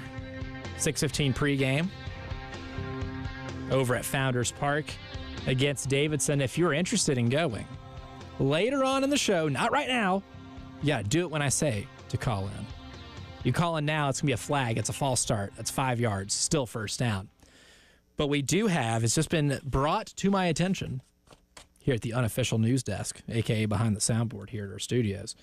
We do have a family 4-pack and a pair of tickets. So when I call for it, you can have a chance to win tickets to tonight's game last minute to go see the Gamecocks baseball team take on Davidson. So stay tuned. Listen for the cue to call. You might be able to win you some tickets for tonight's game. Across the street there from Founders Park over at CLA, big game for South Carolina because it's a chance to be on a little bit of a winning streak. Now, some people debate whether 2 games is a winning streak or not, but I say when you've had a year like South Carolina's had, a really tough year where you've lost a lot of tough games, some close games against really good teams at home, have had some bad luck, especially when it comes to injuries, and then have just had some disappointing road outings against teams you should probably beat, that you will take any reason for optimism and run with it. You absolutely should. And look, thing is tonight too, you win, LSU loses, then technically you're tied for 16th in the SEC. You're not in sole possession, or tied for 15th, I guess, and you're not technically in last. And then if you upset Tennessee, don't know if that one happens, but you have a chance in theory to play for the 15th seed. It's not out of the realm of possibility. But there's something to play for tonight at CLA against Georgia, and you could also burst the bubble of another bubble team. It's going to be an interesting game, and the beat that I got on it right now is I would give Georgia a 52% chance of winning at CLA. It's almost a coin flip, and Ken Palm kind of agrees with me. Ken Palm has Georgia winning by 1 in their projection. I haven't seen a line yet for this game, but I can imagine that it's close to a pick'em, because I think it's pretty well known how well this Carolina team plays at home. Now, what they are on the road in SEC play outside of the Vanderbilt game has been, well, no, I'll include the Vanderbilt game because they turned the ball over 25 times. It was a close game, but they turned the ball over 25 times. They're a completely different team away from Colonial Life Arena. It has been a little bit of a Jekyll and Hyde situation. But the matchup tonight that's interesting is going to be Asa Newell from Georgia, the 5-star freshman, high school All-American, going up against Colin Murray-Boyles, who Colin is on a historic tear right now. I'm going to pull the stat back up that I brought out yesterday to give you just an idea of how good Colin has been in the last 2 games at Missouri and then this past weekend against Arkansas. He is scoring the ball incredibly well with amazing efficiency. This is from OptaStats. Colin Murray-Boyles, his last 2 games, he scored 62 points on 81.5% field goal shooting and 94.7% from the free throw line. OptaStats goes on to say that he is the only player this century in the NBA, WNBA, or men's and women's Division I basketball to reach those 3 marks in a 2-game span. Can he keep it going tonight? It's going to be tougher because this Georgia team blocks a lot of shots. This Georgia team has, they're number 11 in the country in block percentage, and one of the players that is the most responsible for that number is Asa Newell. He is 6'11", incredibly long arms, and you saw when these 2 teams played in Athens, Georgia blocked a ton of shots, and they altered a lot of shots. A great rim-protecting team doesn't just block shots, but they change the way you shoot near the rim.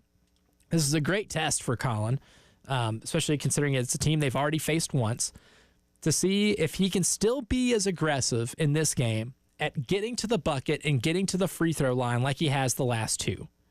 He's been on an absolute tear. His touch around the rim has been better, getting to the free throw line more often. And that free throw line is going to be the thing that I think gives this team the best chance to win. South Carolina is still top 10 in the country in free throw rate, and Georgia does a relatively good job of keeping teams off of the free throw line, and themselves are top 35 in the country in free throw rate. Do you get a friendlier whistle at home? I think you got to try to find out. Right? It's not going to be as easy as it was on Saturday, where the whole game plan is get the ball in the post and expose Arkansas's weakness, which was the front court on defense. Jonas Adu, a solid defender, still no match for Colin Murray-Boyles, but Zvonimir Ivisic wanted no part of Nick Pringle and Colin Murray-Boyles down low. There is not a Zvonimir Ivisic on this Georgia team. They're very tough. And honestly, the Arkansas matchup is probably a better matchup for this South Carolina team than Georgia. And you got to be able to run their shooters off of the line. Look, Georgia's shooting the ball a whole lot better. They shot the lights out on the road against Texas the other night. Blue Kane hit a few threes, had a really good night. They got a couple of guys. Silas Demery had a really good game.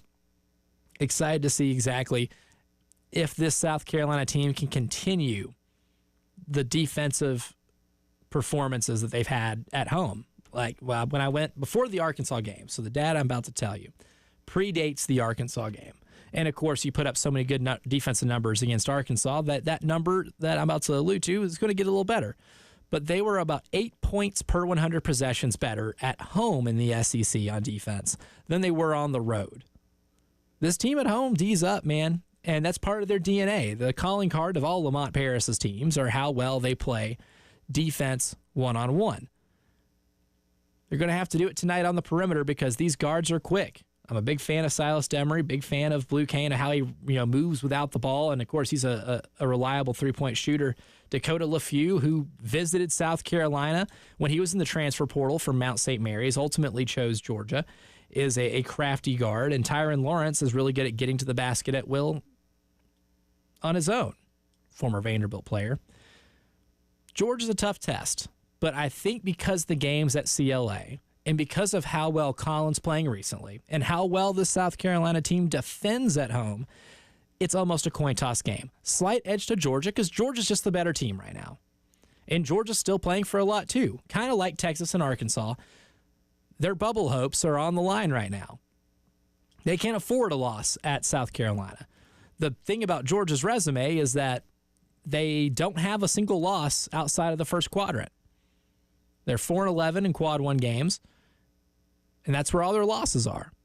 And they also have two big wins to post on that resume that other bubble teams simply don't have, and that's a win against St. John's, who won the outright Big East title, and then a home win against Florida, a team that is in legitimate contention for a 1 seed, depending how they do in the SEC tournament. Georgia cannot afford a loss. So like Texas and Arkansas, they should be desperate coming into this game. Be fun to see if the Gamecocks can play spoiler for a third time, for a third different SEC bubble team here at Colonial Life Arena. Is this the place where SEC bubble teams' hopes come to die? Well, tonight we can really test that theory. Before I get out here and we turn this thing over to Derek Scott and Judge Manning over at CLA, we have a family 4-pack of tickets to tonight's baseball game against Davidson and a pair of tickets. Caller 1 gets the 4-pack. Caller 2 gets the pair. Go ahead, call right now, 803-404-6100 to win your chance at tickets to tonight's Davidson baseball game against South Carolina. Thank you all for joining me. Thanks to Michael Sauls for joining me in the first hour of the show. Listen to anything you missed on our YouTube page at The Game TV. I'm Elijah Campbell. Same time, same place tomorrow. We'll do it again, reacting to the games tonight and all from around the SEC. Talk to you then. 107.5 The Game in Columbia, 100.5 The Game in Florence, and 100.3 The Game in Myrtle Beach. The Game Network.